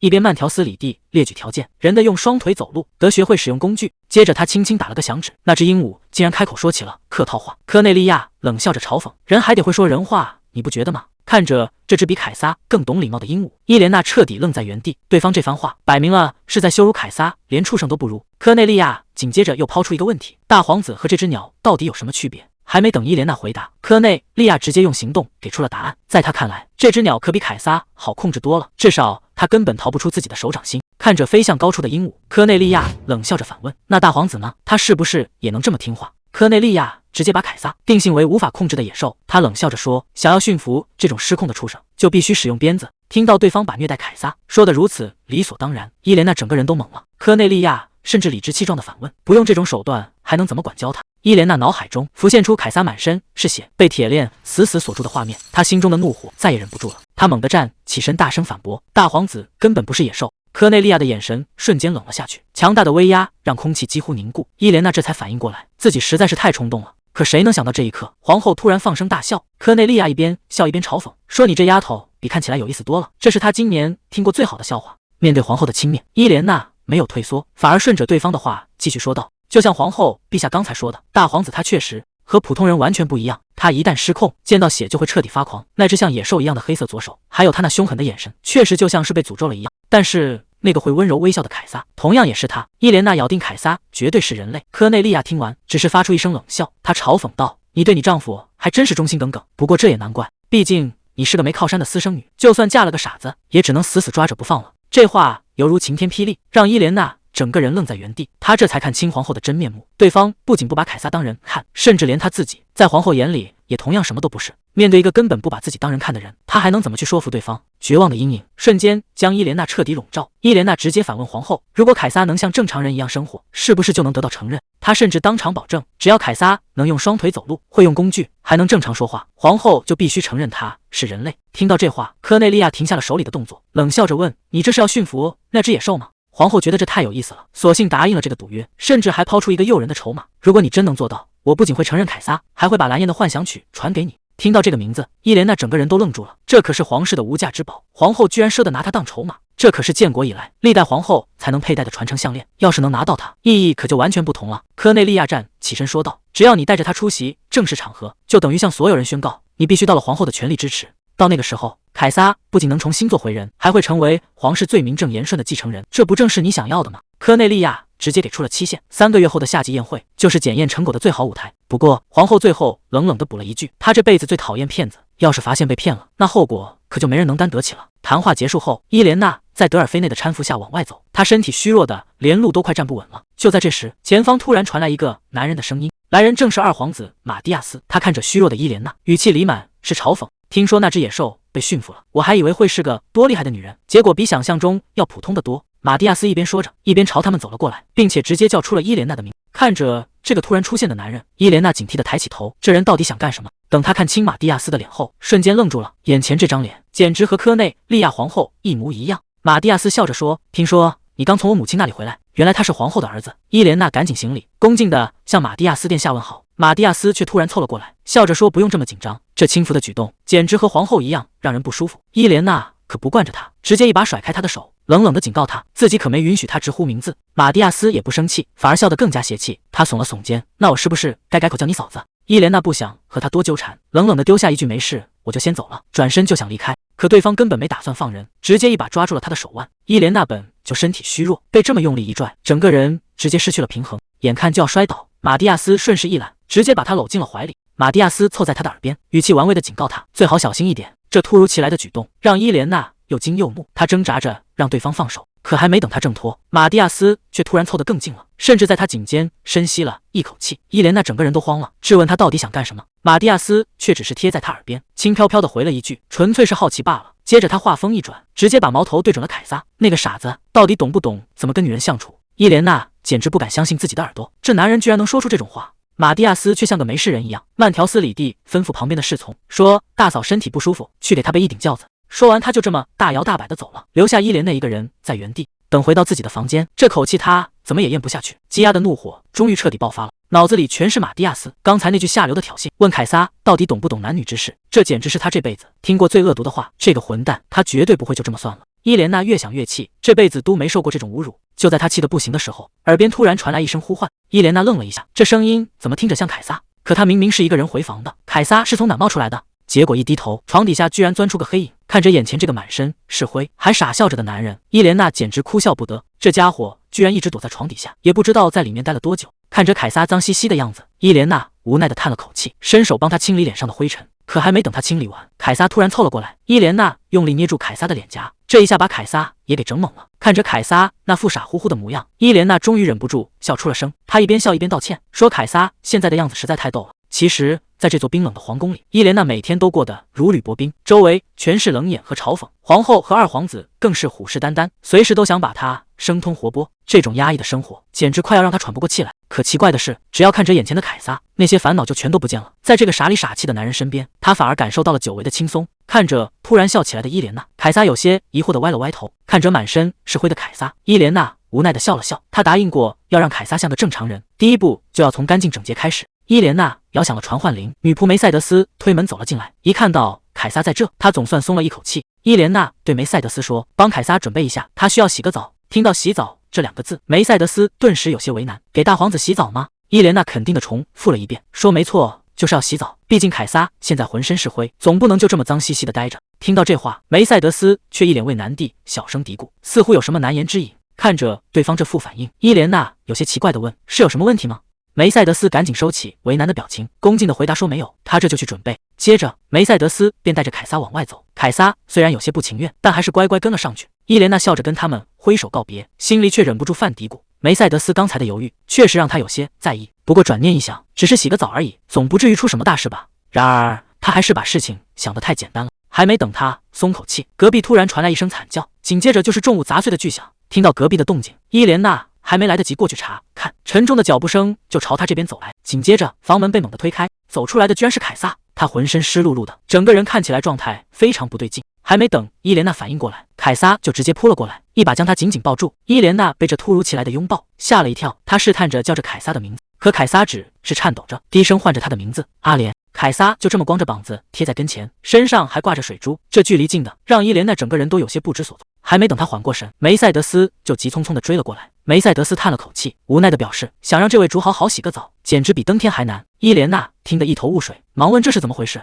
梅赛德斯一边帮凯撒擦着头发，一边解释说，凯撒对水抗拒的厉害，稍微碰点水就闹得天翻地覆，他实在拿他没办法。看着像个孩子一样的凯撒，伊莲娜心里很清楚，如果连洗澡这关都过不去，那接下来的计划根本就不用想了。既然别人搞不定，那就只能由他亲自来动手了。听到伊莲娜要亲自上手，梅赛德斯整个人都愣住了，他有些不敢相信地问：“您说什么？”接着又为难地提醒：“可您以前哪伺候过人洗澡啊？”确实，伊莲娜以前虽然干过不少粗活，但帮人洗澡还真是头一遭。不过，为了能让凯撒活下去，现在已经没有退路了，有些规矩必须得打破。伊莲娜语气坚定地表示：“既然已经是夫妻了，互相扶持本就是应该的，这回就让他也来试试吧。”浴室里，凯撒穿着浴袍站在一旁，满脸写着抗拒。看他这副委屈又警惕的模样，显然还是不想配合。面对这个棘手的家伙，伊莲娜深吸了一口气，这第一步到底该怎么下手？仆人提着水桶说：“殿下，我先倒水了。”可水刚泼下去，凯撒整个人就变了，伴随着一声怒吼，凯撒直接失控。仆人捂着伤口瑟瑟发抖，看着凯撒那副要吃人的样子，谁也不敢再靠近一步。眼看局势要失控，伊莲娜急忙冲了进来，大声喝止：“够了，快住手！”他让受伤的仆人赶紧出去。看着受伤的仆人，伊莲娜心里满是担忧，她怎么也没想到，明明大家都在旁边看着，事情还是闹成了这样。梅赛德斯叹了口气，无奈地表示：“这下您亲眼看到了吧？想让殿下乖乖洗澡，根本就是不可能的事。”看着凯撒那副抗拒的模样，梅赛德斯提议，还是先带他回房间吧，免得受凉生病。可伊莲娜却站在原地，看着浑身湿透的凯撒，心里泛起了嘀咕：事情真的只是讨厌洗澡这么简单吗？眼看梅赛德斯要带人走，伊莲娜突然开口叫住了他。她承认是自己把事情想简单了。伊莲娜虽然知道困难，但她并不打算就此放弃。她态度坚决地表示，今天这澡必须得洗完。梅赛德斯一听，整个人都懵了，急忙劝阻说：“可是殿下这么抗拒，强来怕是要出事啊！”伊莲娜却根本听不进去，就算凯撒再怎么不愿意，这件事情也必须得做。她直接对着站在一旁的凯撒招了招手，叫他过来。看着凯撒真的乖乖迈开了步子，梅赛德斯在一旁急得不行，连忙问伊莲娜到底想干什么。伊莲娜没有多解释，只是语气平静地表示，她会亲自帮凯撒把这澡洗完。毕竟她之前在皇后面前立过誓，一定要让凯撒像个正常人一样生活。如果连洗澡这关都过不去，那以后的路根本就没法走。听到像个正常人一样这句话，梅赛德斯整个人都愣住了，他有些不敢相信地追问：“您这话到底是什么意思？”伊莲娜没有过多解释，只是真诚地请求他的理解，表示凯撒现在最需要的就是这个。看着伊莲娜坚定的态度，梅赛德斯沉默了半晌，最终还是妥协了。他表示自己明白了，接下来就全权交给王妃殿下。看着梅赛德斯有些落寞地转身离开，伊莲娜心里其实挺不是滋味的。她很清楚，梅赛德斯之所以这么护着凯撒，是因为这10多年来，只有他一个人在照顾这个傻皇子。而且在这冰冷的皇宫里，梅赛德斯也是唯一一个愿意真心帮他的人。他实在不希望因为这件事让两人的关系产生隔阂，但眼下最要紧的还是先把眼前这关给过了。伊莲娜试探着让凯撒坐下，她轻声问他为什么会这么讨厌洗澡。一听到洗澡这2个字，凯撒立刻拼命摇头，嘴里还一直嚷嚷着讨厌。看着他这副抗拒的模样，伊莲娜有些纳闷，洗澡明明是一件很舒服的事，不仅能让身体暖和起来，还能让人闻起来香香的，他怎么会排斥成这样？为了消除凯撒的戒备，伊莲娜决定亲自做个示范。她把手伸进温水里，温柔地告诉他，泡在热水里其实特别解乏。看着伊莲娜的动作，原本还一脸抗拒的凯撒态度似乎有些动摇了。看着凯撒的反应，伊莲娜突然意识到一件事，她试探着问，是不是因为讨厌被仆人碰？这话一出，凯撒整个人都僵了一下，看来是猜中了。以前那些人经常虐待他，洗澡的时候肯定没少折磨他，难怪他会排斥成这样。伊莲娜叹了口气说，既然不想让别人碰，那就要学会自己洗。这次我先教你，以后你自己来好不好？看着伊莲娜温柔的眼神，凯撒终于轻轻点了点头，小声答应了。伊莲娜捧起温水，一点点淋在他手臂上。虽然凯撒还是有些害怕，但这次他没有再逃跑。伊莲娜突然想起一件事，之前仆人受伤流血的时候，凯撒好像并没有什么反应，看来他并不是对所有的血都会发狂，这倒是个意外的发现。既然这样，伊莲娜决定换个方式，直接把水从上面淋下去。她轻声问，感觉怎么样？还行吧。凯撒只是甩了甩身上的水，顺手把头发往后一撩，这下连伊莲娜都有些招架不住了，这也太妖孽了吧。伊莲娜突然反应过来，教他洗澡不就意味着要坦诚相见吗？还没等他纠结完，凯撒突然有了动作，他直接把身上的浴袍开，这一下可把伊莲娜吓得不轻。伊莲娜赶紧伸手按住他的衣服，急忙喊道，凯撒不能就这么把衣服敞开。凯撒有些疑惑地看着他，似乎不太明白为什么不行。伊莲娜红着脸解释说，必须把衣服抓紧了，绝对不能松开。看着伊莲娜认真的样子，凯撒虽然不解，但还是乖乖照做，伸手死死拽住了衣领。这听话的模样，倒让伊莲娜有些哭笑不得。虽然暂时安抚住了凯撒，但接下来才是真正的难题。要想让他学会洗澡，自己就必须亲自做示范。伊莲娜突然想起来，之前吃饭的时候也是这样，只要自己不动筷子，凯撒就绝对不会碰食物，他只信任自己一个人。想到这里，伊莲娜有些犹豫了，毕竟要在一个男人面前脱衣服，这实在是太让人为难了。但转念一想，如果不把凯撒教好，以后的日子根本没法过。她咬了咬牙，决定豁出去了。伊莲娜有些紧张的开口：“凯撒，你先转过去一下。”凯撒倒也听话，乖乖的转过身去。看着乖乖转身的凯撒，伊莲娜深吸一口气，脱下衣物。脱好衣服后，伊莲娜轻声开口：“你可以转过来了。”四目相对的瞬间，空气中弥漫着微妙的局促。伊莲内下意识想遮挡双腿，那上面满是狰狞的伤痕，那是她童年最深处的噩梦。伴随着一声惨叫，年幼的伊莲娜从高处滚落，而站在楼梯上方的正是她的姐姐乔维内塔。乔维内塔不仅没有认错，反而将责任推得一干二净。在这个冷酷的家里，继母百般折磨，父亲不闻不问，伊莲娜被关在漆黑的阁楼里，直到双腿彻底废掉。从此她成了人人嫌弃的瘸子。看着腿上的伤疤，伊莲娜心中一阵刺痛。如果凯撒也嫌弃她该怎么办？正当她胡思乱想时，凯撒突然凑了过来，甚至低下头去闻她的伤口。伊莲娜瞬间红了脸。等一下，别闻那里。好在凯撒眼神清澈，只是单纯的感到好奇。伊莲娜松了一口气，心中的自卑悄然消散。她指了指面前的浴池，看好了，我要进去了。温热的水流瞬间包裹全身，伊莲娜忍不住发出一声叹息。这水温泡着可真舒服。伊莲娜看着池边的凯撒，感觉怎么样？凯撒刚想凑近，就被迎面泼了一脸温水。他瞬间呆立在原地，任由水珠顺着发丝滑落。看着他这副狼狈的模样，伊莲娜忍不住笑出了声。她温柔地拉住凯撒的手腕，示意他一起下来。伴随着水花四溅，凯撒顺从地落入池中，两人的距离瞬间拉近。其实洗澡没那么糟糕，我很喜欢干净的感觉。凯撒懵懂地重复着这个词。伊莲娜曾经在庄园备受折磨，连洗澡都是一种奢望，所以她希望凯撒能干干净净。她往水里洒下香精，温和的香气弥漫开来。突然，伊莲娜痛呼出声，肥皂水刺激到了她手上的伤口。听到这声痛呼，凯撒的眼神瞬间变了。伊莲娜心里咯噔一下，难道这家伙又要失控发狂吗？预想中的发狂并没有到来，凯撒只是温柔地凑上前，用自己的方式帮他缓解痛楚。这超乎寻常的温柔让伊莲娜瞬间乱了心神。看着近在咫尺的纯真笑脸，她的心跳不由自主低落了一拍。可当她视线往下移，脸颊瞬间红得发烫。这个男人的衣襟不知何时又敞开了。面对伊莲娜的提醒，凯撒却一脸委屈地直摇头，真是拿他毫无办法。伊莲娜只能耐着性子先帮他清洗头发，可洗着洗着，她突然意识到一个尴尬的问题：接下来的部位实在太隐私了。伊莲娜有些尴尬地咳嗽一声，试探着跟凯撒商量，让他自己洗完剩下的地方。本想借机脱身，谁知凯撒直接一口回绝。他死死拽住伊莲娜的衣角，根本不打算放她离开。这一下，伊莲娜彻底慌了神。这下伊莲娜彻底慌了，看着凯撒不依不饶的样子，她只能红着脸温柔地哄着，答应只要听话就给奖励。一听到有奖励，凯撒的态度瞬间变了，整个人都变得无比温顺。伊莲娜这才松了一口气，赶紧教他洗完用毛巾擦干。至于到底要给什么奖励，她自己心里也没底，只能先含糊地应付过去。谁能想到，凯撒拉着伊莲娜的手，竟然只是想让她摸摸自己的脸。伊莲娜有些哭笑不得，看着凯撒温顺地蹭过来，她这才明白，这家伙其实单纯得很。到了第二天，伊莲娜把这事告诉了梅赛德斯。梅赛德斯听完直接惊呆了，根本不敢相信凯撒会自己洗澡。可还没等伊莲娜解释完，梅赛德斯的脸色突然沉了下去，他语气极其严肃地质问：“您是说，在我走之后，您就让他一个人待着吗？”这突如其来的质问顿时让伊莲娜不知所措，她有些无奈地解释，自己只是想叫凯撒独立，并反问这有什么问题。梅赛德斯叹了口气，语气里满是担忧。他说：“凯撒和普通人不一样，昨天没出事已经是万幸，以后绝对不能再这样冒险。”听到这话，伊莲娜只能低头认错，可她心里总觉得哪里怪怪的。就在这时，梅赛德斯突然提起另一件事：“听说您承诺让凯撒参加3个月后的宴会。”伊莲娜愣了一下，但还是硬着头皮表示自己从今天起就会教导凯撒。她本以为梅赛德斯会强烈反对，可没想到对方的态度却180度大转弯。梅赛德斯不仅没有反对，反而主动表示会全力协助，只要有需要随时开口。这突如其来的支持反而把伊莲娜给整不会了。既然对方主动示好，伊莲娜自然不会拒绝，连忙表示非常感激。不过这个消息一传开，可把旁边的德尔菲娜给吓坏了，她简直不敢相信自己的耳朵，急忙向伊莲娜确认：“凯撒真的要参加皇后的宴会吗？”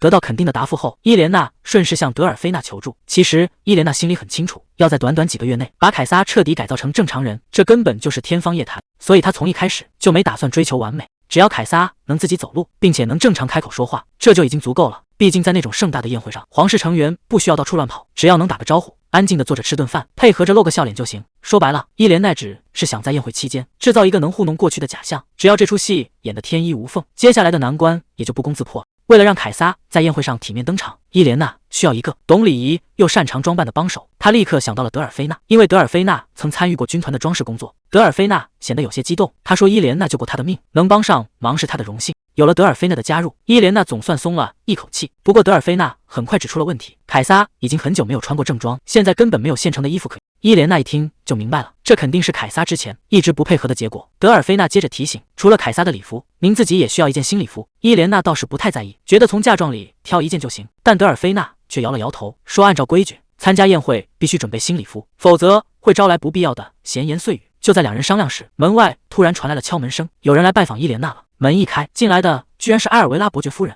伊莲娜有些意外，主动开口询问对方的来意。埃尔维拉伯爵夫人没有急着回答，只是露出了一个意味深长的微笑。接着，好几辆推车被送了进来，上面摆满了各种华丽的礼服和珠宝。看着这一屋子的奢华衣物，埃尔维拉伯爵夫人笑着说：“这些都是皇后陛下送来的礼物。”听到这话，伊莲娜整个人都愣住了，无事献殷勤，皇后这葫芦里到底卖的什么药？埃尔维拉伯爵夫人笑着解释说：“皇后被伊莲内的深情打动，特意派她来全力支持小两口。”听到支持这两个字，伊莲娜心里直犯嘀咕。埃尔维拉伯爵夫人态度极其恭敬，说只要伊莲娜开口，她什么忙都会帮。可紧接着，她话锋突然一转，笑着说：“可千万别让人觉得这次失败是因为知识不够啊！”这话一出，气氛瞬间降到了冰点。这哪里是来帮忙的，分明是明目张胆的威胁和监视。伊莲娜没有当场发作，而是冷静的回应，让埃尔维拉伯爵夫人转告皇后，自己一定会好好报答这份恩典。伊莲娜直接挑明态度，说现在的仆人做事太差劲，甚至有人对凯撒不尊重，她要求把府里的仆人全部换掉。没想到埃尔维拉伯爵夫人动作极快，为了证明自己的诚意，她只用了1天时间就把那些偷懒的仆人全换了。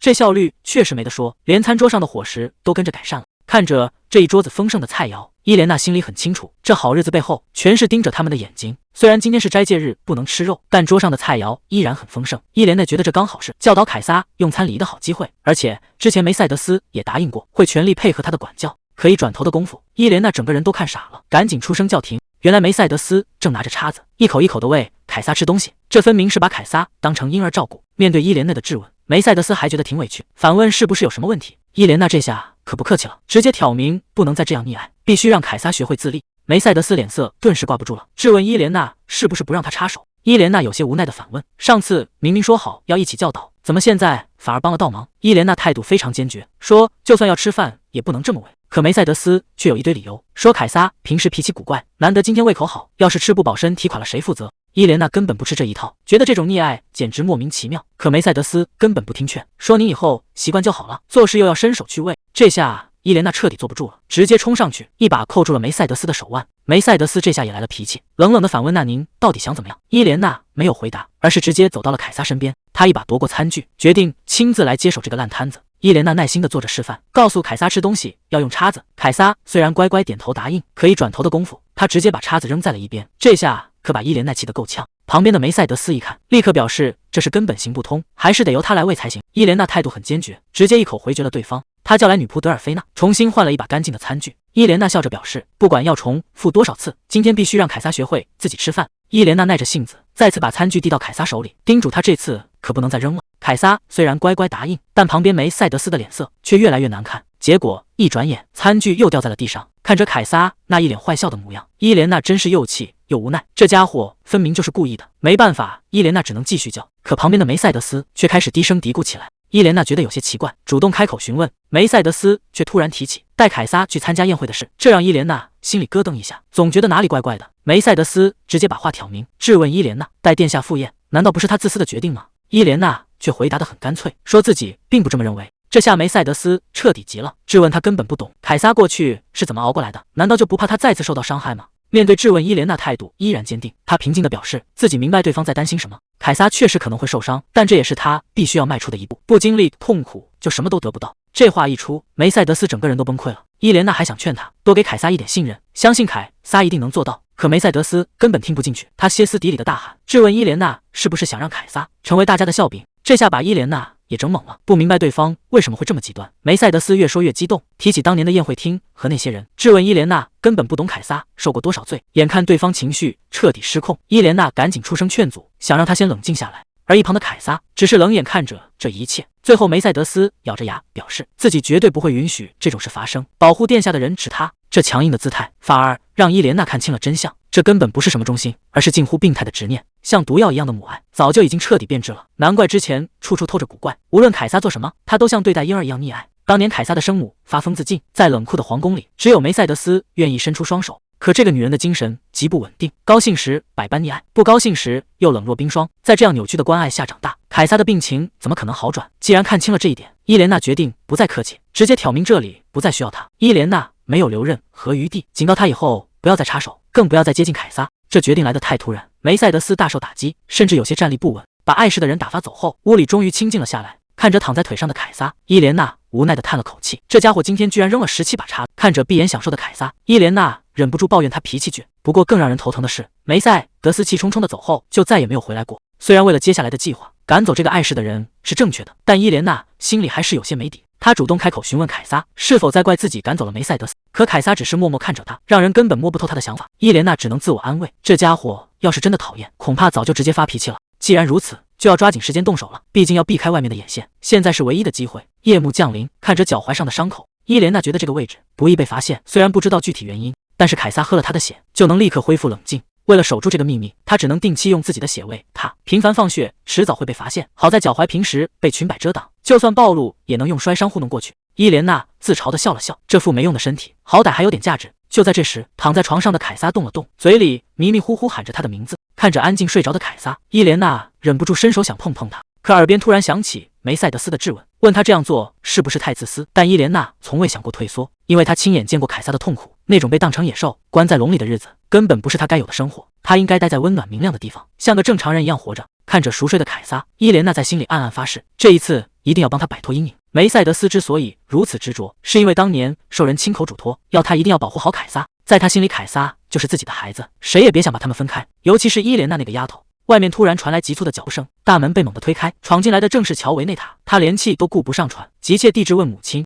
那个叫伊莲娜的女人是不是真的还活着？面对女儿的失态，公爵夫人塞莱斯蒂娜异常冷静，警告她小声一点，别丢了贵族的体面。乔维内塔根本冷静不下来，抱怨母亲为什么不早点告诉他。他甚至连葬礼用的礼服和手套都早早准备好了。塞莱斯蒂娜冷声打断他，警告他不要在外面胡言乱语，免得招来不好的传闻。不过伊莲娜还活着的消息确实意外。塞莱斯蒂娜冷笑了一声，那个丫头从小命就硬，一直以来都是这样，不管怎么打骂都不哭一声，不给饭吃就去啃树根，故意刁难他就整夜不睡背书。要是他肯哭着求饶，或许还能少受点罪。塞莱斯蒂娜让女儿放心，自己绝不会让伊莲娜爬到他们头上。他直接让乔维内塔准备进宫，去皇后身边待着。佩雷格里诺侯爵的女儿穿着婚纱，整个人已经快要崩溃。他绝望的大喊，凭什么要我嫁给那种人？难道就因为在婚礼上闹了一场，就要落得这个悲惨下场吗？梦境里满是刺眼的血红，侯爵的女儿倒在血泊之中，嘴里还在不甘地质问自己到底做错了什么。这可怕的画面让伊莲娜猛地睁开双眼，她心跳加速，彻底乱了分寸。还没等她缓过神来，一只冰凉的手突然碰了碰她的脸，耳边也传来了熟悉的声音。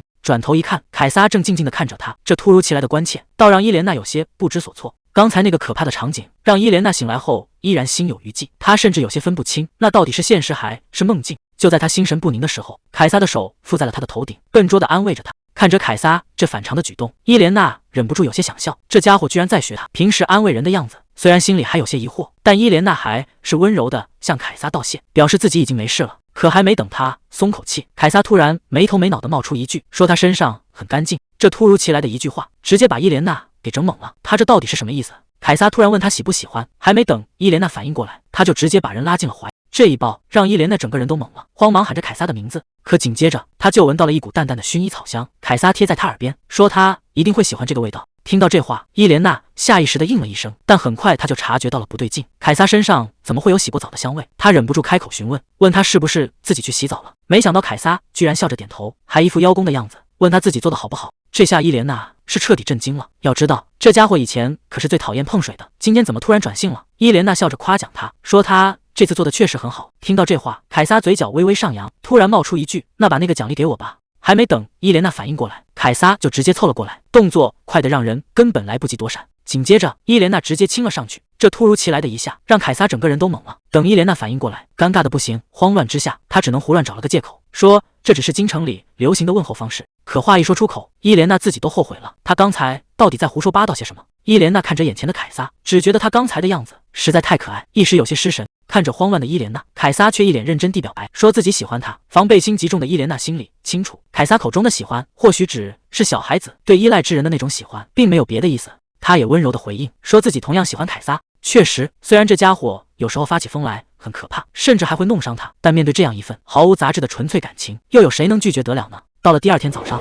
伊莲娜有些咳嗽，德尔菲娜在一旁关切地询问。借着这个机会，伊莲娜主动开口，想要向德尔菲娜打听一些事情。得到允许后，伊莲娜直接切入正题，问起凯撒以前的未婚妻。听到这个问题，德尔菲娜显然有些吃惊，一时间不知道该怎么回答。伊莲娜语气温和，让对方不用担心，自己只是想听实话。德尔菲娜这才松了口，说自己虽然没有亲眼见过所有人，但听别人提起过不少。据说在伊莲娜之前，一共有过4位未婚妻，他们在婚礼前都住在这里接受教育。可每一次，这些未婚妻都会和管事的人起冲突，尤其是第4位，也就是佩雷格里诺侯爵的女儿，甚至在仪式上大闹了一场。听到这，伊莲娜有些疑惑，不知道对方到底闹成了什么样。德尔菲娜解释说，那位小姐当时闹得很凶，说自己绝对不能接受这样的婚姻。佩雷格里诺侯爵的女儿，这个名字听起来实在太耳熟。脑海中突然闪过一个画面，侯爵女儿穿着婚纱愤怒的大喊，自己绝不嫁给一个傻子。梦中穿着婚纱绝望大喊的女人，在现实中竟然真实存在。伊莲娜身体有些站不稳，一旁的德尔菲娜赶紧上前扶住她。伊莲娜稳住心神，突然想起之前德尔菲娜被陷害时，自己就是靠着梦境预示才抓到了真凶。她忍不住低声打听，那位侯爵千金到底是怎么死的。德尔菲娜吓得脸色苍白，支支吾吾不敢议论皇家秘闻。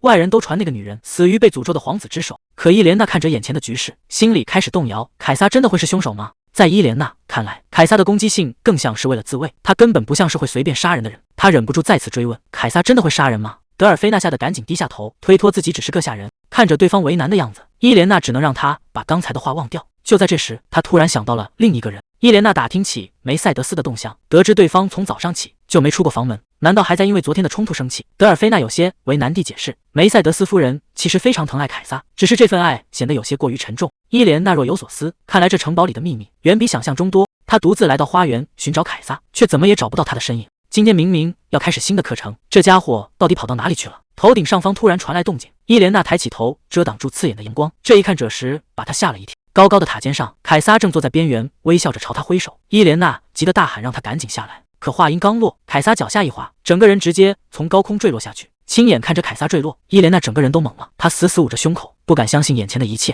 就在她快要崩溃时，凯撒缓缓朝她走来，他试探着喊出那个名字，阿莲。伊莲娜没有回应，突然身体一歪，直接倒在了地上。他忍不住大骂凯撒是傻瓜，质问他为什么要干这种蠢事。可凯撒却一脸无辜，轻描淡写的安慰他自己没事。这下伊莲娜更火了，严厉警告他以后绝对不许再跳。看到伊莲娜真的动了气，凯撒顿时像个做错事的孩子，委屈巴巴的小声嘟囔。伊莲娜一边擦着眼泪，一边严厉警告凯撒不许再做傻事。等冷静下来后，他看着蹲在身旁的凯撒，心里全是疑惑。从那么高的地方跳下来，他怎么可能一点伤都没受？而且更奇怪的是，那些负责保护他的守卫到底都去哪了？就在这时，几个守卫慢悠悠地走了过来，若无其事地向凯撒请安。伊莲娜指着高处的塔尖，愤怒地质问守卫刚才去了哪里。面对质问，守卫们却是一片死寂，根本没有人回答他。伊莲娜强压着怒火，再次一字一句地追问，带头的守卫却装出一副无辜的样子，嬉皮笑脸地反问发生了什么事，能让伊莲娜这么大惊小怪。看着守卫脸上轻蔑的笑意，伊莲娜整个人都愣住了。这些守卫的态度显然根本没把凯撒的安危当回事。守卫们当场爆发出一阵哄堂大笑，这态度简直嚣张到了极点。带头的队长一脸挑衅地逼问伊莲娜，你以为自己能去向谁告状？伊莲娜咬紧牙关，愤怒地回答，我当然会去向皇后陛下汇报。可对方听到这话却更加得意，直接抬出皇后当作挡箭牌，声称他们不过是奉命行事，除非大皇子能亲自去告状，否则皇后根本不会管这种闲事。守卫们甚至肆无忌惮地嘲笑起来，一个连话都说不利索的傻子又怎么可能跑去告状？这明摆着是没把凯撒放在眼里。伊莲内气得浑身发抖，大声呵斥，放肆！你们竟敢公开侮辱皇子，难道就不怕被帝国法律治罪吗？带头的守卫只是不屑地冷笑一声，嘲讽伊莲娜实在是太天真了，根本不懂这深宫里的生存规矩。紧接着他又吐露了一个更加惊人的秘密，就算你今天无声无息死在这里，外面的人也只会觉得死去的皇子妃又多了一个而已。这番话虽然无比刺耳难听，但伊莲娜心里非常清楚，这确实就是残酷的事实。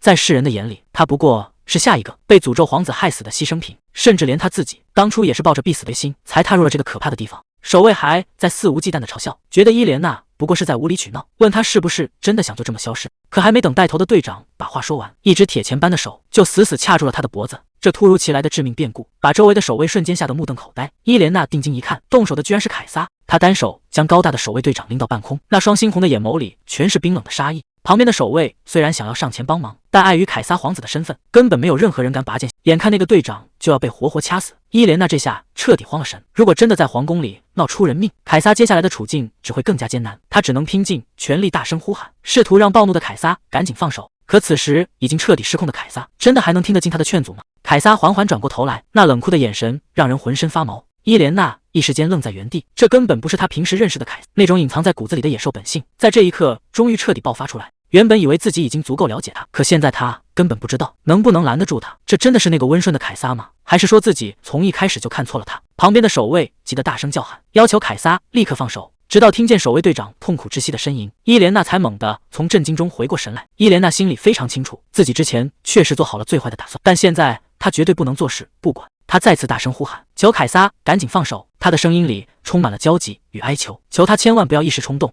如果今天真的在这里闹出人命，那凯撒就再也无法洗清嫌疑了，他会彻底坐实那个残暴怪物的恶名。看着依然没有松手一图的凯撒，伊莲娜只能一遍又一遍地呼唤他的名字，期盼着他能听进自己的声音。万幸的是，凯撒最终还是听进了他的呼唤。他手指猛地一松，那个守卫队长直接瘫软在地上，大口喘气。旁边的守卫吓得脸色苍白，直骂凯撒是怪物，却根本没有一个人敢上前动手报复。伊莲娜见状，赶紧护在凯撒的身前，冲着那帮惊魂未定的守卫大声呵斥，还不赶紧滚开！这帮人哪里还敢有半点逗留？抬着受伤的队长连滚带爬的逃离了现场。危机解除之后，伊莲娜悬着的心终于放了下来，她毫不犹豫的一把抱住凯撒。伊莲娜轻声在凯撒耳边安慰，你做得很好，现在已经没事了。可就在这个时候，凯撒那只漆黑狰狞的兽爪却悄悄碰向了他柔软的头发。伊莲娜试探着轻声问他是不是已经冷静下来了。凯撒轻轻应了一声，看着终于恢复理智的凯撒，伊莲娜由衷的向他表达谢意，谢谢他刚才听了自己的劝阻，也谢谢他关键时刻站出来保护自己。毕竟如果不是凯撒及时出手，那帮嚣张的守卫还不知道会做出什么恶劣的事。不过感激归感激，原则问题还是必须说清楚。伊莲娜神色认真的叮嘱凯撒，以后绝对不能再这样随便动手打人。可凯撒却歪着头，一脸无辜的反问，为什么不行呢？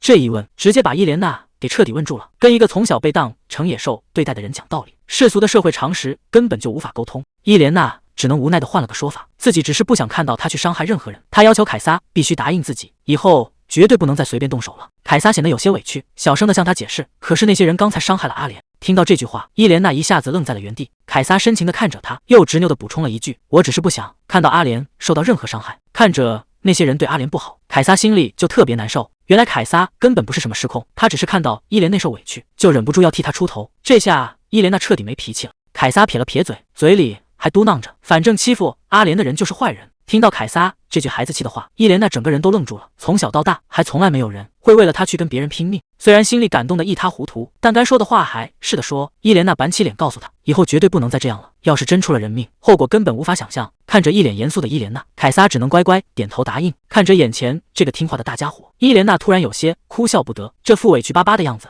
让他怎么可能狠得下心去责备？他无奈地叹了口气，伸手摸了摸他的头。在这个冷酷的皇宫里，或许只有在凯撒身边，他才能感受到这难得的真心。那次冲突之后，那个嚣张的守卫队长直接消失了，没受任何惩罚，也没发任何通告。看来皇后确实把这事给压了下去，这反而让伊莲娜看清了现实。既然别人笑话凯撒连话都说不清楚，那就把这个短板彻底补上。他转过头对凯撒宣布，从现在开始咱们要读书学习了。这下轮到凯撒懵了，看着桌上密密麻麻的卡片，他根本不明白这是要干什么。以凯撒现在的身份，少不了要跟各种人打交道，可他现在连句完整的话都说不全，这确实让人头疼。倒也不指望他能口若悬河，起码得把意思表达清楚吧。只要学会了认字写字，说话应该也就顺理成章了。伊莲娜拿出一张卡片问，这个是不是很可爱？凯撒冷冷的回答，不要。伊莲娜有些纳闷的问，难道你不喜欢狗吗？他不死心的又换了一张卡片问，那这个呢？凯撒嫌弃的哼了一声，直接把头扭到了一边。这下可好，人家根本一点兴趣都没有，甚至还开始不耐烦了。这教学任务怕是任重道远啊。看他实在提不起兴趣，伊莲娜干脆换了个法子，把自己的名字拼了出来，想用这个来吸引他的注意力。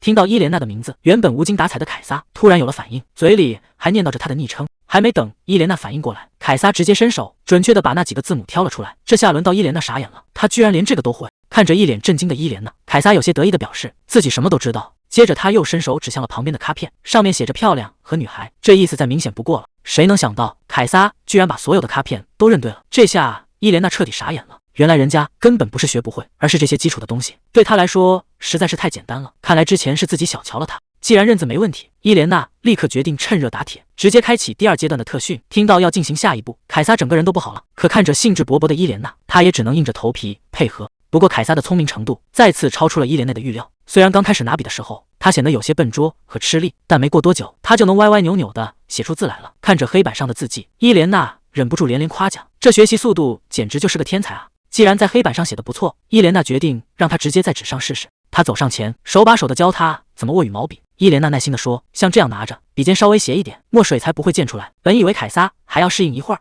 没想到一落笔就写得非常顺畅。等他把笔放下，伊莲娜看着纸上的字，整个人都愣住了。他忍不住夸道：“你写的也太好了！”可看着那行工整的字迹，他心里却泛起了嘀咕，这绝对不是刚学几天的人能写出来的。是啊，凯撒可是帝国的大皇子，本来是要继承皇位的，从小接受的都是最顶级的皇家教育，就算现在被诅咒折磨成这样，那些学过的东西早就成了他的本能。伊莲娜再也忍不住了，直接扑过去抱住了他，这一抱直接把凯撒给整懵了。看着怀里傻乐的凯撒，伊莲娜却怎么也轻松不起来。他突然想到一个关键问题，这个所谓的诅咒到底是怎么回事？其实关于凯撒身上的诅咒，皇室里一直有个古老的传说。据说在建国初期，开国皇帝斩杀了一只恶龙，结果恶龙临死前给皇室血脉留下了诅咒。本来大家都以为这只是个神话，根本没人当真，直到大皇子凯撒身上真的出现了怪物的特征。看着眼前一脸懵懂的凯撒，伊莲娜心里直犯嘀咕，这恶龙都死了几百年了，到底是有多大的仇，这诅咒到现在都消不掉。为了让凯撒多练习说话，伊莲娜特意找来童话书，开始给他讲丑小鸭的故事。故事里那个又黑又怪的蛋孵化出的小家伙备受嫌弃，甚至被亲生母亲狠心抛弃。大家都说他带着恶龙的诅咒，谁也不愿意靠近他，让他彻底掉进绝望的深渊。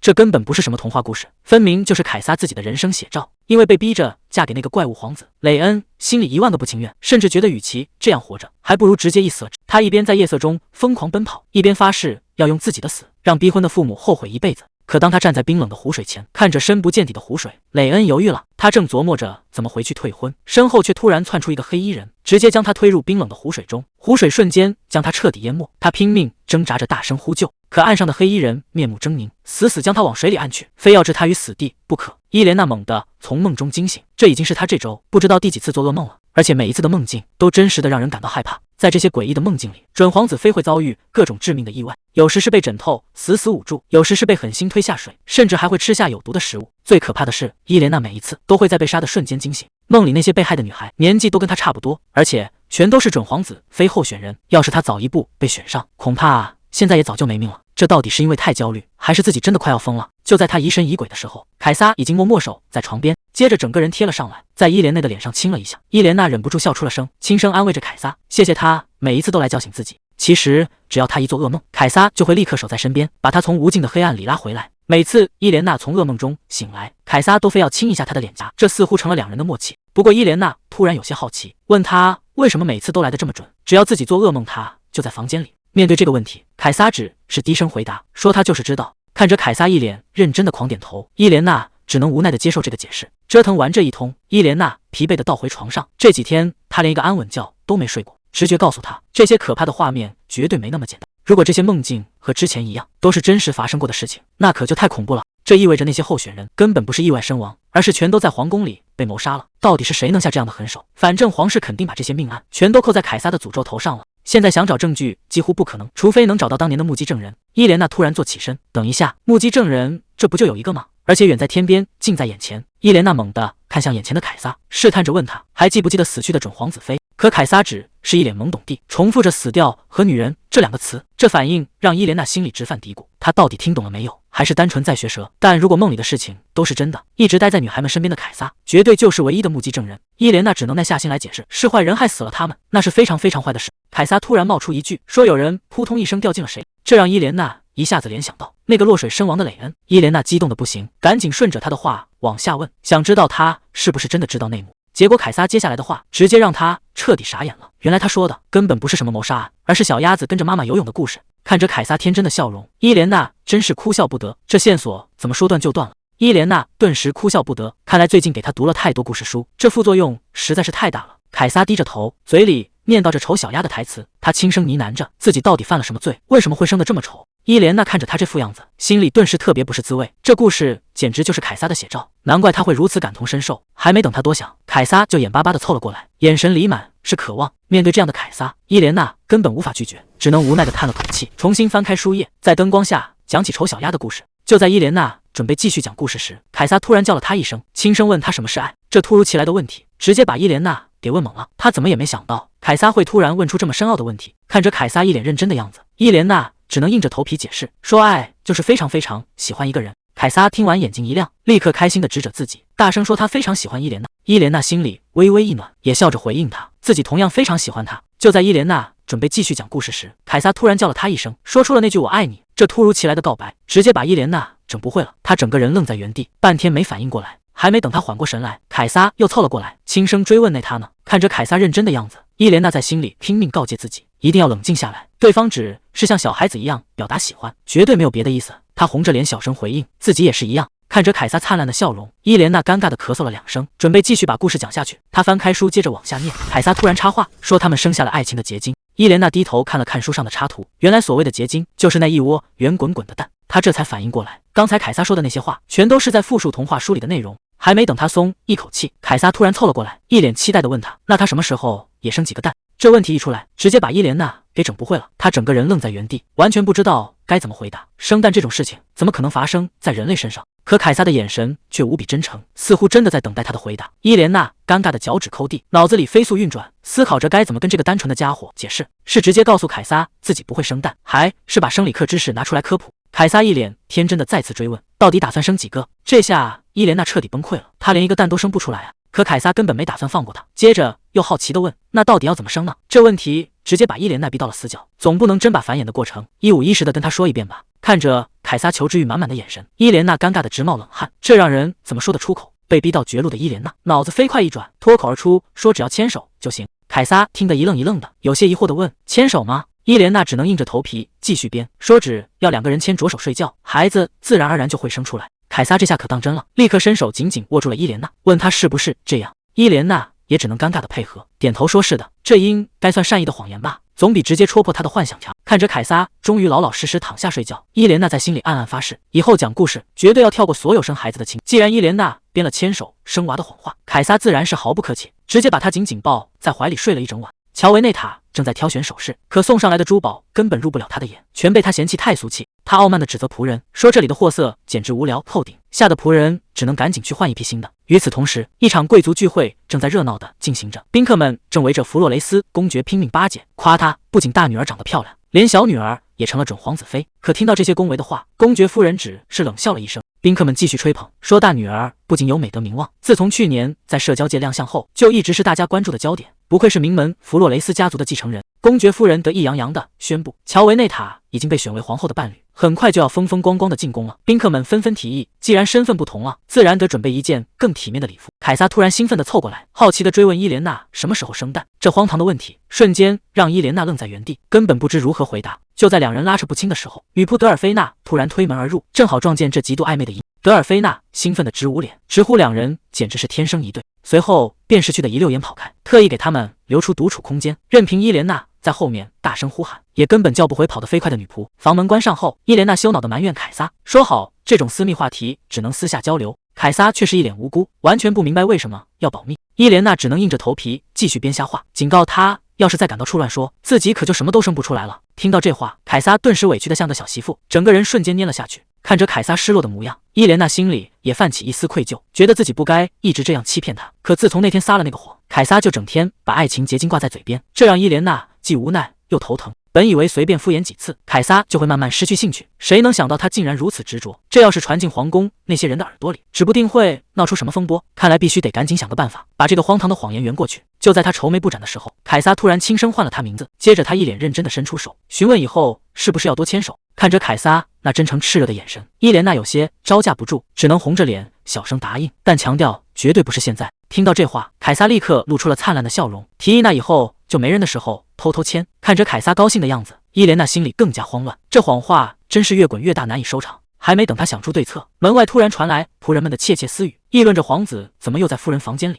他们小声议论着房间里的动静，本以为会抬出一具冰冷的尸体，结果2人却整天黏在一起，甚至还有人目击他们同床共枕。八卦越传越离谱，有人甚至开始说起露骨的话，猜测夫人是不是就喜欢野兽般的男人。旁边的女仆吓得赶紧制止，警告他们闭紧嘴巴，免得丢了性命。在皇后亲自过问之前，最好什么都别往外说。然而这些闲言碎语全被躲在暗处的梅赛德斯听去，他死死咬着牙关，心中燃起熊熊怒火。他狠狠地盯着房间方向，低声咒骂着伊莲娜。而此时的伊莲娜还不知道危险正在悄悄逼近。伊莲娜清了清嗓子，把满脸疑惑的凯撒叫到跟前。她故作神秘地表示自己特意为他准备了一份礼物。一听有礼物拿，凯撒整个人都兴奋起来，满心期待地凑到伊莲娜身边。伊莲娜有些尴尬地避开视线，随后缓缓掏出了一个东西。仔细一看，他手里居然真的捧着一颗蛋。为了圆之前那个荒唐的谎言，伊莲娜也是彻底豁出去了。她红着脸把蛋递了过去，硬着头皮声称这是自己生的。这下轮到凯撒傻眼了，他死死盯着那颗蛋，不敢置信地询问这是否是他们的结晶。伊莲娜心虚到了极点，只能硬着头皮点头承认，心里还直犯嘀咕，担心谎言被戳穿。没想到凯撒不仅没有丝毫怀疑，反而兴奋得直蹦跶，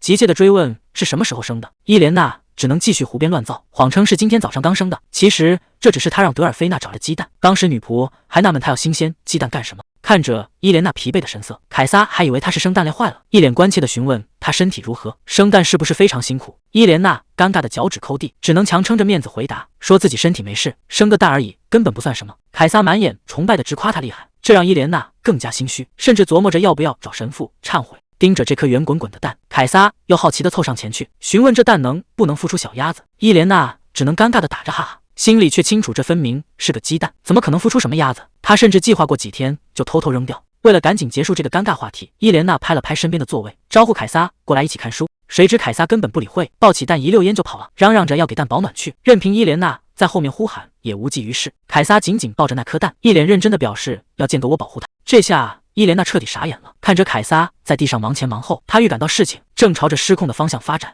没过多久，凯撒真用被子搭了个窝，自己也整个人缩了进去。伊莲娜无奈地询问他是否真要睡地上，凯撒开心地直点头，坚称自己必须给蛋保暖。看着凯撒如此认真的模样，伊莲娜心里五味杂陈，甚至开始反省自己是不是玩得太过了。可面对凯撒那股执着劲，他最终也只能选择妥协，叮嘱他要是累了就赶紧回床上睡。听到伊莲娜松口，凯撒这才乖乖地答应下来。夜深人静的时候，凯撒独自缩在角落的被窝里，根本没有回床上去睡。他嘴里还一直小声嘟囔着，发誓一定要把这颗蛋保护好，因为在他单纯的世界里，这可不是什么普通的鸡蛋，而是他和伊莲娜爱情的结晶，以后还要靠它来保护心爱的伊莲娜。清晨，伊莲娜迷迷糊糊醒来，发现身边空空荡荡，凯撒居然不见了。这时角落传来细微的动静，他转头一看，瞬间愣住，凯撒正缩在墙角闭眼打瞌睡，双手却死死捧着那颗蛋。伊莲娜急忙跑过去，天哪，凯撒，你该不会整晚都这样守着吧？凯撒突然拉住他，让他看个神奇的东西。伊莲娜凑近一瞧，那颗蛋竟然微微颤动了一下，还没等他反应过来，蛋壳上瞬间裂开一道缝隙。伊莲娜彻底慌了，这明明只是个普通鸡蛋，怎么可能会有生命迹象？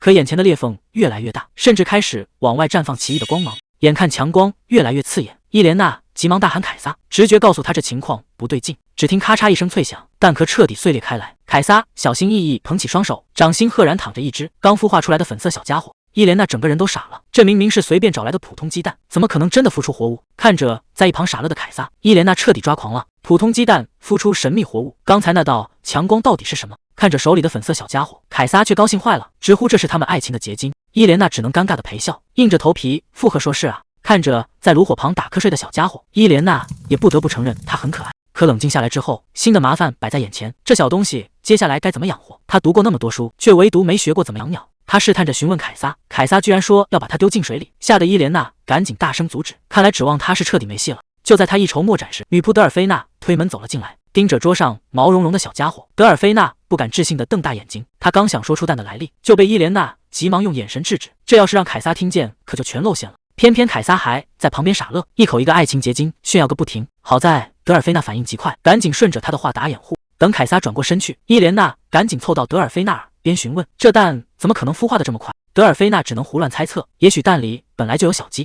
德尔菲娜听完直摇头，新鲜生鸡蛋正常孵化起码要20天，哪有一晚上就破壳的？这小家伙的来历绝对不简单。看着手心里的毛茸茸，凯撒忍不住笑出了声。可还没等他高兴太久，小家伙突然扑腾起翅膀，唰的一下飞了起来，直接在凯撒身上蹦来蹦去。伊莲娜看得目瞪口呆，小鸡原来是会飞的吗？德尔菲娜也是一脸懵逼，结结巴巴的表示自己也没见过。小家伙越飞越高，最后直接落在了凯撒的头顶。看着眼前这荒诞的一幕，伊莲娜无奈地叹了口气，反正凯撒身上的怪事已经够多了，多一只会飞的小鸡也不算什么。乔维内塔终于被引荐到皇后跟前，皇后打量着眼前的人，开口询问她是不是伊莲娜的姐姐。乔维内塔露出优雅而恭敬的微笑，点头称是。接着他更是直接表态，自己一定会竭尽全力让陛下开心。皇后听后发出一声意味深长的冷笑，你和你妹妹还真是一点都不像，看着倒是个懂规矩的聪明人。听到皇后突然提起伊莲娜，乔维内塔的心脏猛地漏跳了一拍。他知道这绝不是简单的夸奖。乔维内塔小心翼翼地试探，是不是妹妹有什么地方冒犯了陛下？科内利亚嘴角的冷笑更深了，你妹妹的胆子可大得很，居然敢跟本宫打赌改造大皇子，甚至还想要本宫承认他的地位。听到这话，乔维内塔吓得瞬间跪倒，一边磕头一边惶恐地替妹妹谢罪，直呼伊莲娜实在是太放肆了。看着眼前这个摇尾乞怜的女人，皇后满意的微微一笑，你可比你那个妹妹聪明多了，本宫自然不会跟她一般见识。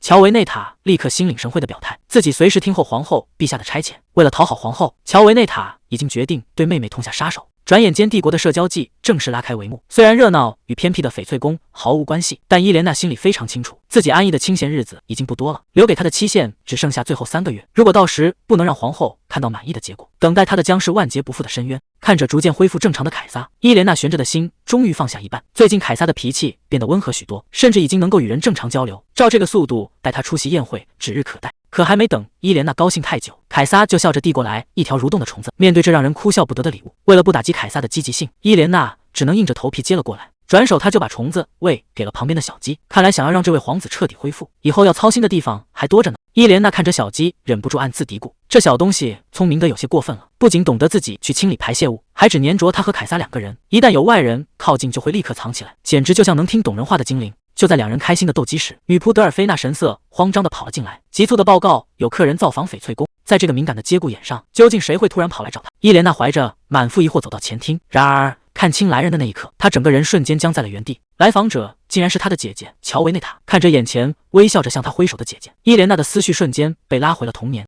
当年她刚刚进入弗洛雷斯家族，身边充斥着无尽的冷眼与排挤，在那个最黑暗无助的深渊里，唯一向她伸出援手的正是乔维内塔。乔维内塔好奇地打量着伊莲娜，你就是我那个新妹妹吗？随后又毫不掩饰地嫌弃她太脏。面对高高在上的大小姐，年幼的伊莲娜只能局促地低头认错。可下一秒，乔维内塔却突然笑了起来，温柔地夸赞她长得真漂亮，就像一个精致的小公主。这句话让伊莲娜受宠若惊。其实刚开始的那段日子并不算糟糕，乔维内塔确实给过她真心的关怀，甚至把自己的旧衣服送给她穿。伊莲娜开心地吃着送来的点心，乔维内塔在一旁温柔地看着，笑话她真是一个容易满足的孩子。虽然这或许只是大小姐一时的消遣，但那份温暖对伊莲娜来说却是真的。可惜好景不长，随着伊莲娜逐渐适应了新环境，乔维内塔的态度却毫无征兆地冷淡下去，这让年幼的伊莲娜感到手足无措。在这个冰冷无情的深宅大院里，姐姐是她唯一能够依靠的微光。为了重新获得姐姐的关注，她开始卑微地想方设法去讨好对方。伊莲娜特意换上那件获赠的旧衣服，兴高采烈地跑去向姐姐展示，这件衣服我现在穿刚好，所以想拿来给你看看。可她万万没有想到，乔维内塔的脸色瞬间阴沉下来，冷冰冰地质问她，你为什么穿着这件衣服？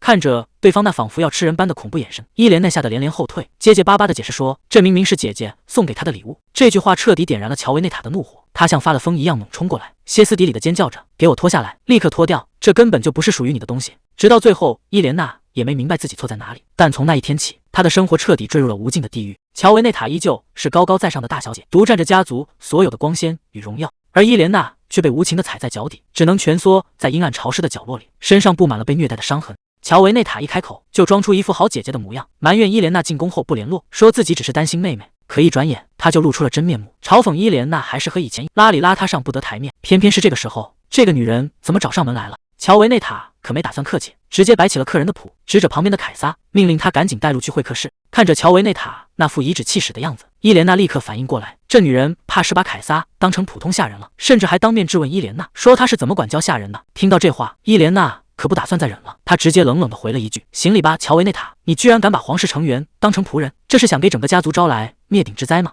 听到皇室成员这几个字，乔维内塔整个人都傻了，他这才反应过来，眼前这个男人难道就是传说中的大皇子？还没等他缓过神来，伊莲娜又冷冷地补了一刀，以后对我也放尊重一点。乔维内塔小姐，如果只是针对她自己，伊莲娜或许还能像以前一样忍气吞声，但现在情况变了，这已经不仅仅是她个人的恩怨了，在这个地方，她代表的可是大皇子凯撒，对他无礼，那就是在打凯撒的脸。所以这一次，他绝对不能再低头。不管以前受过多少委屈，现在他才是名正言顺的皇子妃。伊莲娜冷冷地看着乔维内塔问：“你这是想在皇宫里直接造反吗？”乔维内塔直着他，半天说不出话来。谁能想到，以前那个任人欺负的受气包，现在居然敢这么跟他说话？哪怕心里再怎么不甘心，在这皇宫里，乔维内塔也只能老老实实低下头，规规矩矩地向2人行礼。看着眼前这一幕，伊莲娜心里很清楚，在这大庭广众之下，乔维内塔根本不敢乱来。他索性大方的受了这一礼，还顺口警告了对方一句，接着便提议进屋说话。可还没等他们迈开步子，凯撒突然拉了拉伊莲娜的衣角，有些局促的叫了她一声。伊莲娜疑惑的回头一瞧，好家伙，凯撒居然又从怀里掏出了一条虫子，还一脸无辜的问他该怎么办。这下可把伊莲娜给整不会了。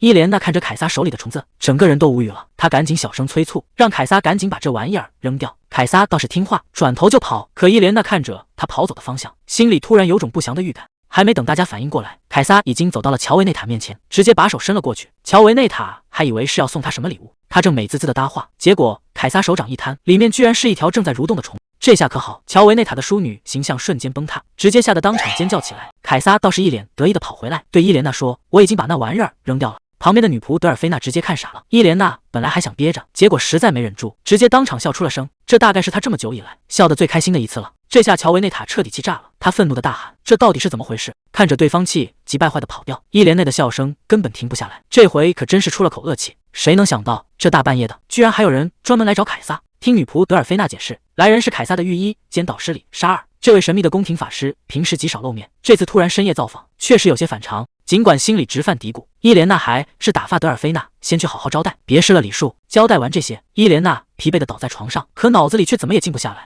乔维内塔今天虽然被气走了，但他马上就要成为皇后的贴身侍女了，这也就意味着真正的麻烦才刚刚开始。光是盯着皇后的动向就够累了，现在还得防着这个姐姐。就在他心烦意乱的时候，旁边的小家伙凑了过来，还用嘴扯了扯背角。伊莲娜笑了笑说：“你这是在安慰我吗？谢谢你啦。”可还没等他松口气，周围的景象突然开始模糊，四周全是冰凉的水。这地方怎么看着这么眼熟？这不就是之前那个噩梦里的场景吗？可问题是，他现在明明是清醒的，怎么会突然看到这些画面？还没等他想明白，一阵剧痛直接袭来，疼得他整个人直接瘫倒在地。等他好不容易缓过劲来，心里只剩下一个念头：那个水池绝对有问题。看来想要弄清楚真相，他必须亲自去一趟那个水池。深夜的会客室里，神秘的访客已经悄然抵达。他披着宽大的黑色斗篷，在暗处静静的等待着。随着门外传来一声通报，紧闭的大门被猛地推开，凯撒兴冲冲的跑了进来，一见面就兴奋的大喊着：“李沙尔！”李沙尔缓缓拉下头上的兜帽，露出一头耀眼的银色长发。他微微一笑，轻声说道：“殿下，我们好久不见了，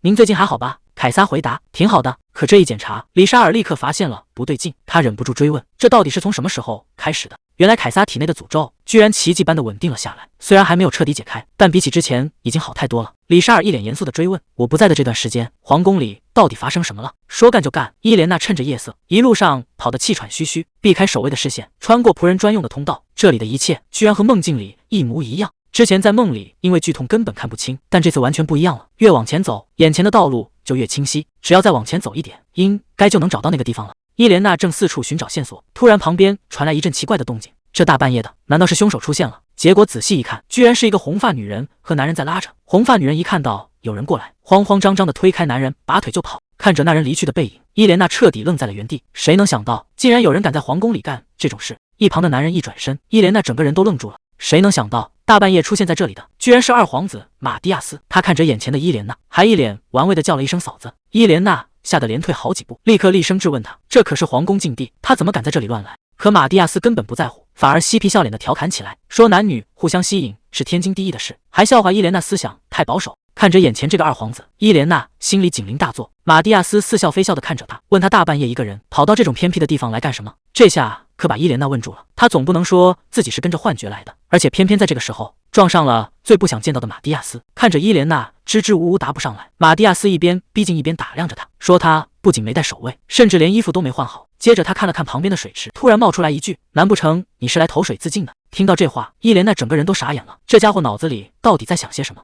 马蒂亚斯凑上前去，嘴里还小声嘟囔着，本以为他会和以前那些女人不一样，看来这诅咒确实可怕，个个都急着送死。早知道是这样，自己就该先尝尝它的滋味。这话一出，简直无耻到了极点。伊莲娜冷冷的反驳：“这跟诅咒没有任何关系，也跟凯撒无关。”马蒂亚斯反问他：“如果不是因为诅咒，难道那些女人是受够了那个傻哥哥，自己选择去死的吗？”伊莲娜冷不丁问了一句：“如果他们不是自杀，而是被谋杀的呢？”这话一出，连马蒂亚斯都愣了一下，他突然凑上前去，冷冷地质问：“你知不知道自己在说什么？这里可是皇宫，说这种话你负得起责任吗？”面对这步步紧逼的质问，伊莲娜一时间不知道该怎么回答。她一边敷衍着，一边下意识地往后退去。可谁能想到，这脚下一滑，整个人直接失去了平衡，往水池里栽了下去。就在这千钧一发之际，另一边的凯撒像是感应到了什么，猛地站起身来。这突如其来的举动把旁边的导师里沙尔都给整懵了，连忙开口询问到底怎么了。随着扑通一声巨响，伊莲娜瞬间坠入冰冷的水底。马蒂亚斯刚想上前救人，半路却突然飞出一只小鸡，对着他的脸就是一阵猛啄。这突如其来的袭击直接把他整懵了。等他好不容易赶走小鸡，这才想起伊莲娜还在水里挣扎。可还没等他来得及动手，一个矫健的身影已经抢先一步冲了过去。看着突然站起身的凯撒，里沙尔疑惑的低声询问：“殿下，您怎么了？”此时，深陷水底的伊莲娜正虚弱地呼唤着凯撒的名字。凯撒仿佛感应到了这股呼唤，整个人瞬间愣在原地。一旁的里沙尔满脸担忧，急忙追问是不是身体出了状况。可还没等他把话说完，凯撒的手中突然绽放出耀眼的光芒。在这耀眼的光芒之中，一只白色小鸡凭空出现，正焦急地叽喳乱叫。这难道是传说中的始末？一旁的里沙尔彻底看傻了，忍不住追问凯撒何时召唤了这种神兽。还没等他理清头绪，只听哗啦一声巨响，紧闭的窗户瞬间被撞得粉碎。里沙尔心中警铃大作，可还没等他反应过来，凯撒已经一步跨上了窗台。里沙尔吓得大喊：“殿下，这里可是3楼啊！”但凯撒根本顾不上危险，整个人直接纵身一跃，从高高的窗台上跳了下去。伴随着咚的一声巨响，凯撒重重地砸在坚硬的地面上，这可把旁边的德尔菲娜吓了一跳。等他定睛看清来人，整个人瞬间傻眼了。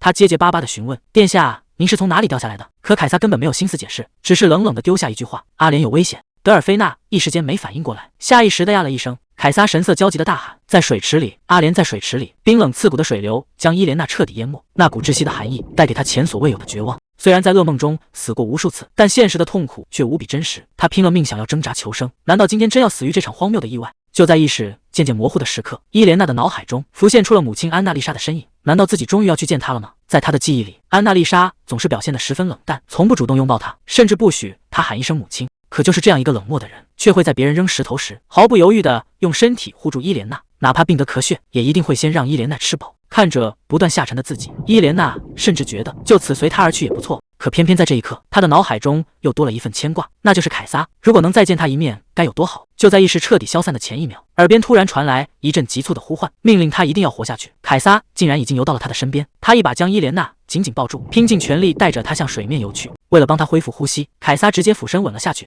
这一吻总算将伊莲娜从鬼门关拉了回来。伴随着一阵剧烈的咳嗽，伊莲娜终于吐出了胸腔里的积水，整个人渐渐清醒过来。看着怀中虚弱无比的伊莲娜，凯撒急得手足无措，一边帮她顺气，一边大声呼唤。伊莲娜有些不敢置信的低喃：“凯撒。”凯撒温柔地笑了笑，嘴里不停念叨着谢天谢地。随后他将伊莲娜紧紧拥入怀中，轻声安慰她已经安全了。还没等两人缓过神来，埃尔维拉已经带着守卫匆匆赶到。看着眼前的一片狼藉，埃尔维拉厉声质问：“这到底是怎么回事？”此时的草地上不仅有浑身湿透的凯撒和伊莲娜，连二皇子马蒂亚斯也站在不远处冷眼旁观，场面瞬间变得极其混乱。埃尔维拉冷冷地表示，自己是听说皇子飞落水才带人赶来，这里刚刚发生了什么？埃尔维拉心中起疑，马蒂亚斯为什么会深夜出现在这里？还没等众人反应过来，凯撒直接厉声质问马蒂亚斯：“是不是你把伊莲娜推下水的？”听到指控，马蒂亚斯连忙装出一副无辜的模样，声称自己只是好心救人，根本没有动手推他。接着他将挑衅的目光投向伊莲娜，伊莲娜心里非常清楚，现在当众揭穿真相对自己没有任何好处，于是他只能咬咬牙撒谎，声称自己只是散步时不小心滑倒的。听到这个解释，埃尔维拉虽然嘴上说着没事就好，但眼神中满是怀疑。就在这时，旁边的草丛里突然传来一阵异响，一个黑影缓缓从暗处走了出来，对方主动向伊莲娜打招呼，恭敬地称呼她为皇子妃殿下。梅赛德斯直接站了出来，当众质疑伊莲娜在撒谎。伊莲娜一下子被问住了，梅赛德斯根本不打算放过她，继续步步紧逼地追问，质问她大半夜避开所有人，为什么会和二皇子单独在一起。听到这番话，旁边的埃尔维拉也愣住了。梅赛德斯一边逼近一边说，自己虽然伺候的时间不长，但很清楚伊莲娜的性子，赶走皇后派来的女仆，又打发走自己这个大皇子的侍从，难道就是为了能私下里自由行动？伊莲娜气愤地大声反驳，这简直就是胡说八道，自己和二皇子碰面纯属巧合。梅赛德斯却冷笑着反问，既然是巧合，那为什么偏偏在落水的地方？这一下直接戳中了痛处，伊莲娜被堵得说不出话来，只觉得对方简直是厚颜无耻。旁边的女仆德尔菲娜赶紧扶住她，而这精彩的一幕全被不远处的马蒂亚斯看在眼里。马蒂亚斯露出一抹玩味的笑容，自言自语道，事情真是越来越有趣了，既然这出好戏都演到了这里，他可不打算让大家就这么收场。马蒂亚斯直接站了出来，主动开口帮伊莲娜作证，他说自己当时只是碰巧在散步，结果因为天色太黑，皇子妃误把他当成了可疑人物，这才慌慌张张地掉进了池塘。接着他转过头笑着询问，是不是这样啊，皇子妃殿下？这番话直接把伊莲娜逼入死角。他根本无法反驳，只能选择保持沉默。既然有二皇子马蒂亚斯出来打圆场，埃尔维拉也不好再继续追究，他只能顺水推舟的表示，既然殿下都这么说了，那这件事情就到此为止吧。不过皇子妃殿下以后还是要多加注意。可伊莲娜心里却越想越后怕，马蒂亚斯出现在这里或许是巧合，但梅赛德斯呢？如果那个女人当时在场，是为了对自己痛下杀手呢？李沙尔一边施展魔法一边叹气，直言如果总是增添新伤，再厉害的治疗术也无济于事。伊莲娜连忙向他表达谢意，毕竟眼前这位神秘的男子可是大皇子凯撒的导师。等治疗彻底结束之后，李沙尔关切地询问他身体还有没有哪里不舒服。伊莲娜微微摇头，表示已经没事了。李沙尔直言只要他平安无事就好，毕竟身为大皇子妃，他的安危同样至关重要。看着眼前这个神秘的男人，伊莲娜忍不住好奇地询问：“您是传说中的精灵吗？”李沙尔大方地承认自己是半精灵，并主动拉近了彼此的距离，让伊莲娜以后直接叫他的名字。这突如其来的善意，让伊莲娜只能乖巧地答应下来。被李沙尔用这种眼神盯着，伊莲娜只觉得浑身不自在，总觉得对方要把自己彻底看穿。李沙尔突然开口询问：“你难道早就已经知道凯撒殿下的诅咒已经稳定了吗？”伊莲娜听到这句话，整个人瞬间懵在原地。李沙尔叹了口气，继续说道：“看来你对此还一无所知。那你进宫之后有没有遇到过什么怪事？比如看到幻象，或者听到奇怪的声音？”这下伊莲娜彻底藏不住了，有些慌张地反问对方：“你怎么会知道这些？”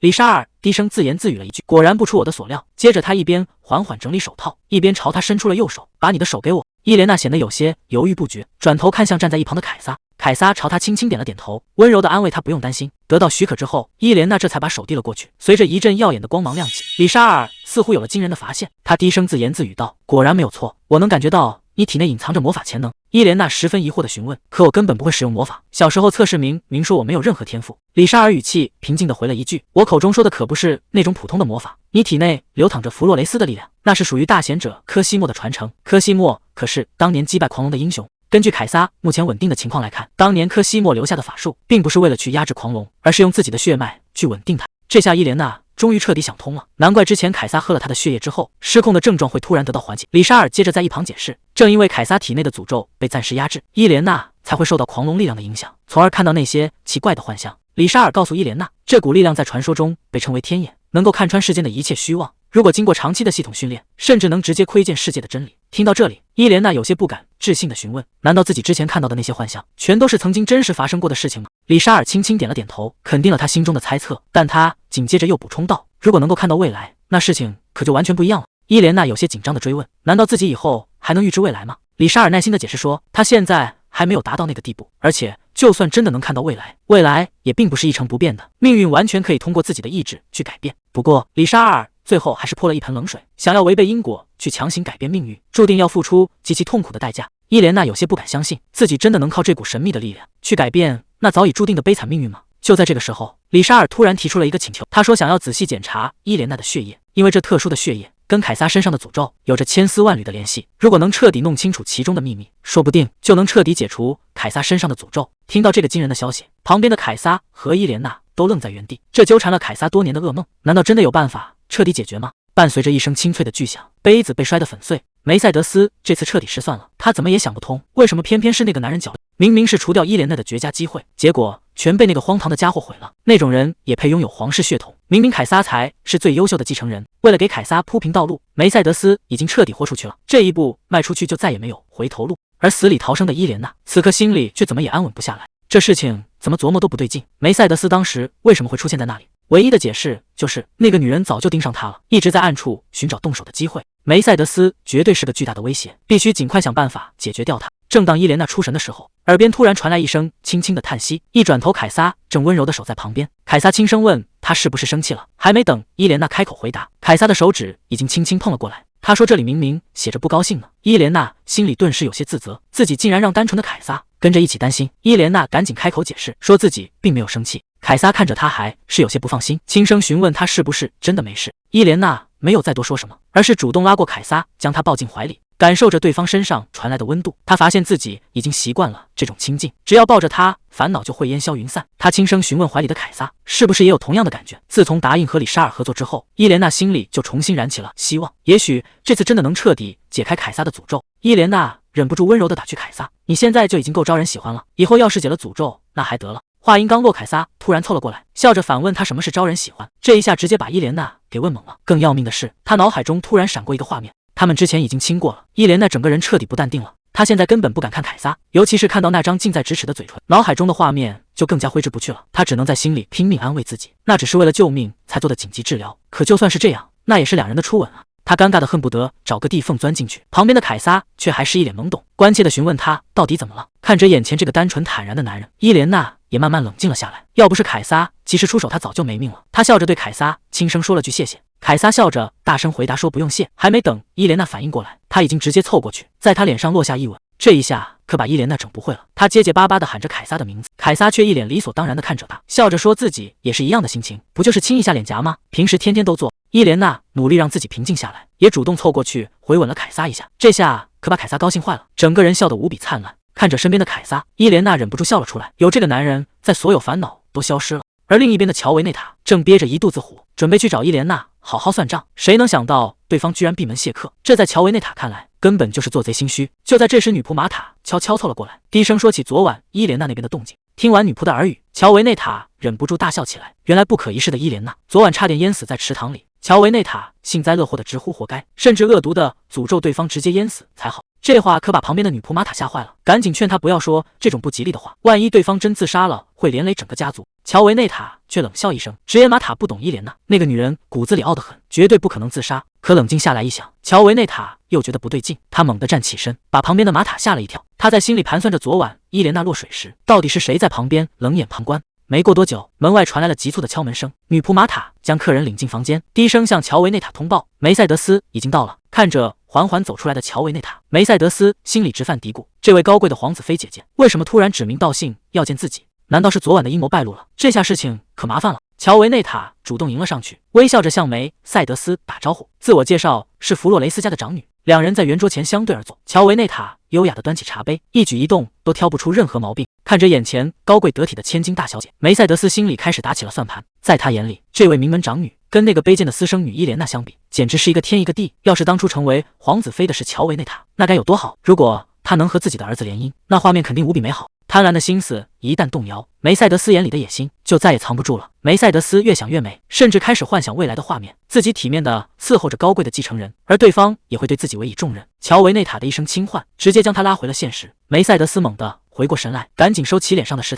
梅赛德斯恭敬地询问，不知乔维内塔小姐今天召见，到底有什么吩咐？乔维内塔微微一笑，准备切入正题了。他主动替妹妹伊莲娜向他道歉，这一下直接把梅赛德斯整懵了。乔维内塔一脸委屈的解释，自己因为进宫晚了才知道这事，没想到妹妹做事这么没分寸，居然把梅赛德斯给赶走了。接着乔维内塔又开始捧杀对方，说梅赛德斯是殿下最信任的人，地位就像母亲一样尊贵，伊莲娜怎么能如此无礼？这番话直接戳中了梅赛德斯的，他再也忍不住心中的怒火，开始大肆宣泄自己的委屈。梅赛德斯哭诉着说，自己明明是一片好心，想帮殿下，结果却被伊莲娜百般刁难。乔维内塔顺水推舟，直接把梅赛德斯搂进怀里。乔维内塔温柔地安慰道，我能想象你受了多少委屈，把你的苦水都倒出来吧，我会为你做主的。这一下，梅赛德斯彻底卸下了防备，把满肚子的怨气全倒了出来。看着怀里被仇恨冲昏头脑的女人，乔维内塔心里却在冷笑，这愚蠢女人的怨恨比自己预想的还要深得多。等对方情绪稍微稳定下来，乔维内塔笑着向他道谢，感谢他对自己吐露真心。梅赛德斯有些不好意思，为自己刚才的失态连声道歉。乔维内塔却大度地表示，既然妹妹做错了事，自己这个做姐姐的也脱不开关系。接着乔维内塔主动抛出橄榄枝，说自己现在就住在宫里，以后梅赛德斯要是遇到难处，尽管来找他帮忙。听到这话，梅赛德斯心思一动，试探着询问能不能派个眼线去盯着伊莲娜。听到要安插眼线，乔维内塔故意没有马上接话。梅赛德斯生怕对方误会，赶紧慌慌张张地解释，自己只是担心殿下的安危，毕竟殿下天天和伊莲娜待在一起。乔维内塔笑着打断了他，直夸梅赛德斯想得周到，这事就包在他身上了，只要伊莲娜那边有任何风吹草动，他绝对第一时间通知。看着眼前的梅赛德斯，乔维内塔心里得意极了，事情的顺利程度超出了他的预期，这下子梅赛德斯彻底成了他手里的棋子。紧接着，乔维内塔就按照计划开始行动，暗中用金币收买宫里的守卫。这一步棋走得无声无息，伊莲娜整个人都愣在原地。乔维内塔和梅赛德斯居然联手了。德尔菲娜急忙冲过来，关切地询问他的情况。面对询问，伊莲娜没有隐瞒，直言自己不仅看到了想要害他的人，甚至连对方的计划都看得一清二楚。这种未知的恐惧让他整个人都有些支撑不住。就在这时，一只温暖的手突然伸了过来，凯撒一把将他搂进怀里，紧张地询问他怎么样了。看着眼前满脸担忧的凯撒，伊莲娜努力平复了一下情绪，微笑着安慰他，说自己没事，既然已经知道了危险，为什么不直接公开能力揭穿凶手？听到李莎尔的提问，伊莲娜无奈地摇了摇头。在人类的世界里，这种没有证据的预言只会被教会当成邪恶的女巫。李莎尔叹了口气，直言人类总是习惯去排斥不懂的东西，这下可把伊莲娜难住了。如果不能公开，那他们接下来到底该怎么办？李莎尔神色凝重地提醒他，既然已经预知到了未来，如果什么都不做，那个可怕的结局就一定会发生。就在大家都快绝望的时候，旁边的女仆德尔菲娜突然站了出来，大声喊着一定会有办法的。她说自己起初也不敢相信，但当时要不是伊莲娜用能力救了她，她根本活不到今天。伊莲娜轻声唤着德尔菲娜的名字，德尔菲娜却坚定地表示，这次殿下也一定能挺过去。李莎尔再次强调，命运确实可以被改变，但前提是接下来的每一步都不能出差错。伊莲娜叹了口气，说想一个人静静。夜深了，她独自站在窗前，心里很清楚，梅赛德斯这回是真动了杀心。这个女人可不简单，手里已经背了4条人命，就算这次能躲过去，只要她还在，迟早会找机会再次下手。所以光是躲着没用，必须拿到能让她彻底翻不了身的证据。就像上次落水的事，因为拿不出证据，最后只能吃个哑巴亏。她需要的是铁证，一个让对方无法抵赖，所有人不得不信的铁证。就在她思索对策的时候，身后突然传来了动静。凯撒不知道什么时候走了进来，轻声唤着他的名字。伊莲娜转过身，看着眼前的凯撒，他没有拐弯抹角，而是直接抛出了一个问题：你觉得梅赛德斯这人怎么样？凯撒有些意外，说那是从小照顾他的保姆。伊莲娜心里很清楚，这个女人对凯撒来说就像母亲一样，但现在已经没有退路了，她必须试探出凯撒的态度。伊莲娜决定不再隐瞒，直接把话挑明。凯撒，你听好，梅赛德斯是个手上沾了人命的坏人。凯撒有些不敢相信，坏人吗？伊莲娜没有退缩，接着说，而且他害死的人不止一个。这一下，凯撒彻底沉默了。那些曾经在他身边离奇死去的女人，原来他们的死都不是意外。伊莲娜直接给出了肯定的答复，那些曾经留在你身边的女人，全都是被梅赛德斯害死的。这句真相一说出口，凯撒整个人都愣住了，他怎么也没想到，自己最信任的乳母，竟然是这一切的幕后黑手。伊莲娜没有停下，而是继续抛出重磅炸弹。他说，现在那个女人也想杀了他。听到这个消息，凯撒彻底坐不住了，他绝对不能接受伊莲娜死去。伊莲娜顺势提出，既然这样，那他们就必须阻止梅赛德斯。他看着凯撒问，你能做到吗？凯撒没有丝毫犹豫，当场给出了承诺。他说自己一定会保护好伊莲娜。听到这句话，伊莲娜终于松了一口气，两人算是彻底达成了共识。既然决定要改变未来，伊莲娜不再犹豫，直接向屋里的两人求助。德尔菲娜立刻表态，只要能帮上忙，自己什么都愿意做。旁边的精灵里沙尔也跟着答应，说要是自己能做到的，就绝对不会推辞。不过伊莲娜心里有些犯嘀咕，传闻中精灵一向瞧不起人类，对方真的靠得住吗？她忍不住又确认了一遍，问李莎尔是不是真心想帮忙。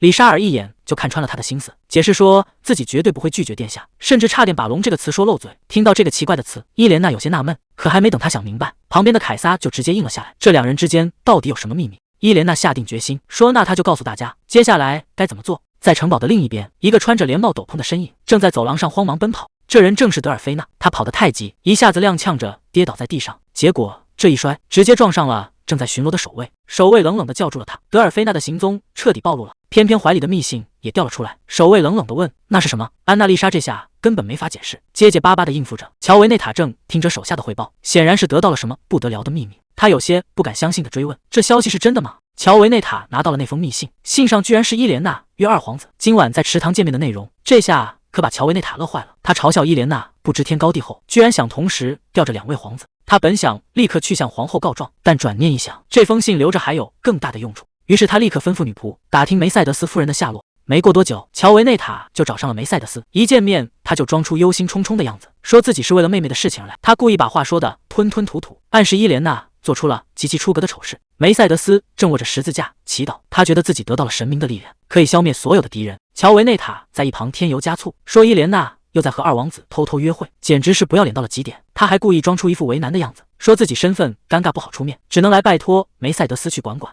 听到这些话，梅赛德斯突然怪笑起来，整个人都有些失控了。他气得直接扔掉了手里的十字架，愤怒的大吼大叫，觉得这简直是不可饶恕的罪恶。在他眼里，像伊莲娜这样不检点的女人根本不配留在凯撒身边。最后他冷冷地念叨着凯撒的名字，甚至直接称呼他为自己的儿子。梅赛德斯开始回忆起过去，他清楚地记得第一次见到凯撒时的场景。那时候他刚失去了自己的孩子，已故的皇后同情他的遭遇，便推荐他去当凯撒的乳母。谁能想到这个刚出生的婴儿力气大的惊人，那一刻的震撼让梅赛德斯至今都忘不了。他觉得这个孩子简直就是奇迹。但好景不长，王子的身份注定了他无法拥有童年。日子一天天过去，凯撒4岁就要学习多国语言，6岁就要拿起重剑开始训练，这根本不是一个孩子该承受的，但这就是他的命运。随着凯撒一天天长大，他和乳母之间的距离也越来越远。梅赛德斯虽然难过，但也只能接受这个现实。可谁能想到，意外突然发生了，凯撒的身体出现了可怕的异变，整个人痛苦不堪。但也正是因为这场怪病，凯撒重新回到了梅赛德斯的怀抱，一切又回到了他预想的轨，再也没有人能把他们分开。在没人注意的角落里，梅赛德斯以为他们可以永远这样相守下去，直到皇子妃的出现，彻底打破了这份平静。看着凯撒和皇子妃站在一起，梅赛德斯心里的疯狂开始滋生，而他第一次动手，其实真的只是个意外。在新房里，那个女人慌了神，这一摔直接要了他半条命。他当时还剩下一口气，拼了命地求救。可如果一个女人连丈夫的真面目都害怕，又怎么配当他的妻子？于是梅赛德斯伸出了手，彻底断了他的生路。只要跨过了第一步，后面可就容易多了。一个接一个，那些妄想留在凯撒身边的女人，全都被清理得干干净净。因为在梅赛德斯眼里，他们根本不配。起初看到伊莲娜能安分地待在凯撒身边，梅赛德斯还觉得这人勉强可以接受。可谁能想到，伊莲娜竟然想把凯撒从他身边夺走，这简直触碰了他的底线。两人的矛盾彻底爆发，甚至连地上的念珠都被踩得粉碎。梅赛德斯整个人陷入了极度的痛苦和失控中，他心里已经有了决定，这一切今天必须有个了断。上天似乎终于开了眼，给殿下送来了一段美满的姻缘，让乔维内塔来到了他的身边。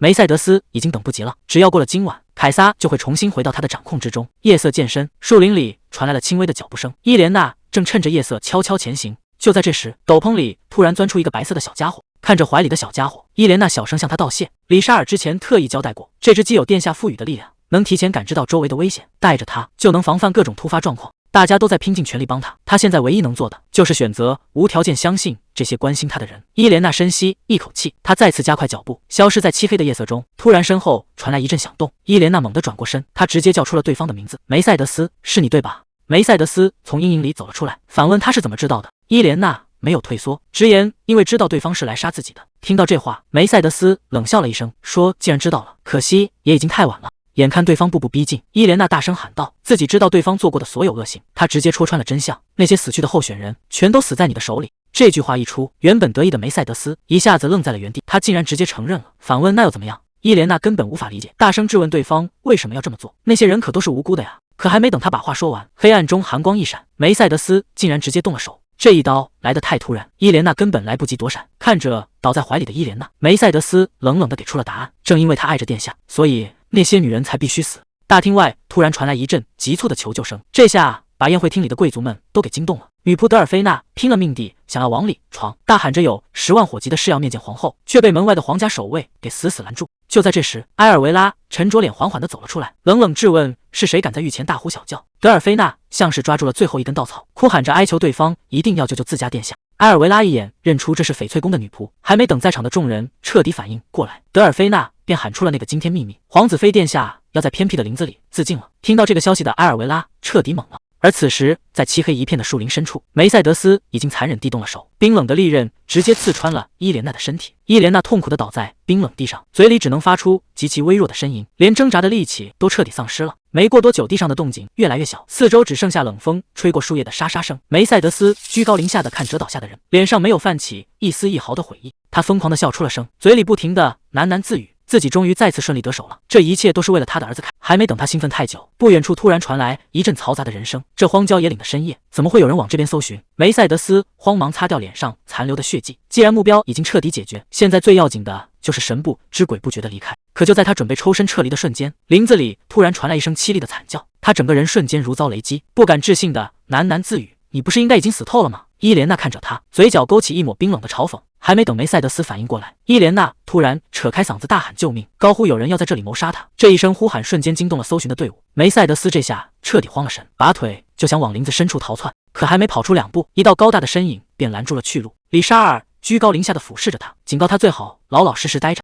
与此同时，林子里的动静终于把大批搜寻人员引了过来，现场顿时乱成了一团。德尔菲娜看着眼前的惨状，整个人吓得瘫坐在地上。人群中很快爆发出一阵惊呼，说梅赛德斯夫人竟然刺杀了殿下。这消息让所有人都懵了。听到动静的埃尔维拉沉着脸走上前，严厉质问这到底是怎么回事。伊莲娜立刻迎了上去，指着身上的伤口告状，说是梅赛德斯夫人用刀刺伤了他。听到这个名字，埃尔维拉的脸色彻底阴沉了下去。他冷冷地看着地上的梅赛德斯，命令他老实交代到底是谁指使的。面对质问，梅赛德斯支支吾吾，根本不知道该怎么编造谎言。围观的贵族看着满地的血迹，也开始交头接耳的小声议论。走投无路的梅赛德斯为了脱罪，突然指着不远处的伊莲娜，歇斯底里，大喊这个女人其实是个女巫。听到这个荒谬的指控，伊莲娜不仅没有丝毫慌张，反而发出一声冰冷的嘲笑，反问对方到底在胡说八道些什么。梅赛德斯说伊莲娜流了那么多血，却像没事人一样，这绝对是施展了恶毒的邪术。这话一出，围观的人群顿时炸开了，大家开始惊疑不定地议论起来。面对指控，伊莲娜却显得异常冷静，她早就料到对方会来这一手，自然也是有备而来。接着伊莲娜直接亮出随身携带的圣物，反问对方这难道也是巫术吗？看到象征神圣的圣经和十字架，围观的人群一下子无话可说，而梅赛德斯也彻底傻眼了。伊莲娜神色自若地主动解释，说自己独自出现在这里，只是为了给死去的候选人祈祷。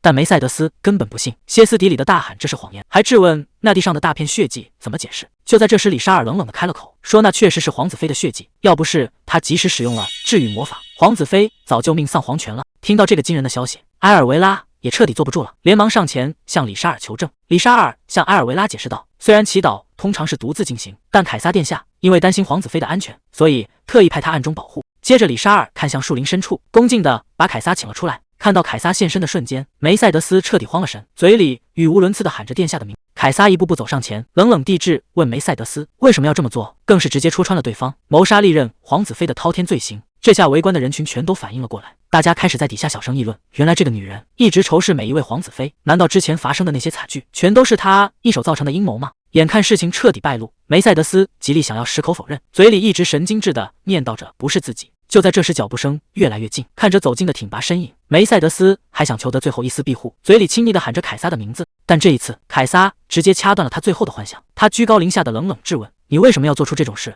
面对凯撒冰冷彻骨的质问，梅赛德斯终于意识到自己已经彻底完蛋了。随着一声闷响，梅赛德斯重得瘫倒在地上。看着到地不起的梅赛德斯，伊莲娜敏锐地意识到，如果再这样下去，他还没受到审判就会死掉。于是他急忙大声呼喊，让周围的人赶紧阻止他自残。就在这时，梅赛德斯突然发出一声凄厉的惨叫。看着眼前的突发状况，伊莲娜大声质问对方到底在干什么。梅赛德斯像疯了一样狂笑起来，一边笑一边自言自语，说他的儿子凯撒绝对不会这样对他。接着他咬牙切齿地念叨，一定是那个女人勾引了凯撒，才把事情变成今天这个样子。梅赛德斯嘴里不停地念叨，说要寻找他无辜的孩子。这疯癫的模样让周围的贵族纷纷侧目，大家都在底下指指点点，谁都看得出来这女人已经彻底疯了。可梅赛德斯根本不管旁人的眼光，他死死盯着眼前的凯撒，甚至当众扯开了自己的衣服，说要给孩子喂奶，好让他睡个好觉。在他的幻想里，只要这样做，凯撒就会像小时候一样回到身边。看着这荒唐又诡异的一幕，周围的人都在小声议论，说她真是个可怜又可怕的女人。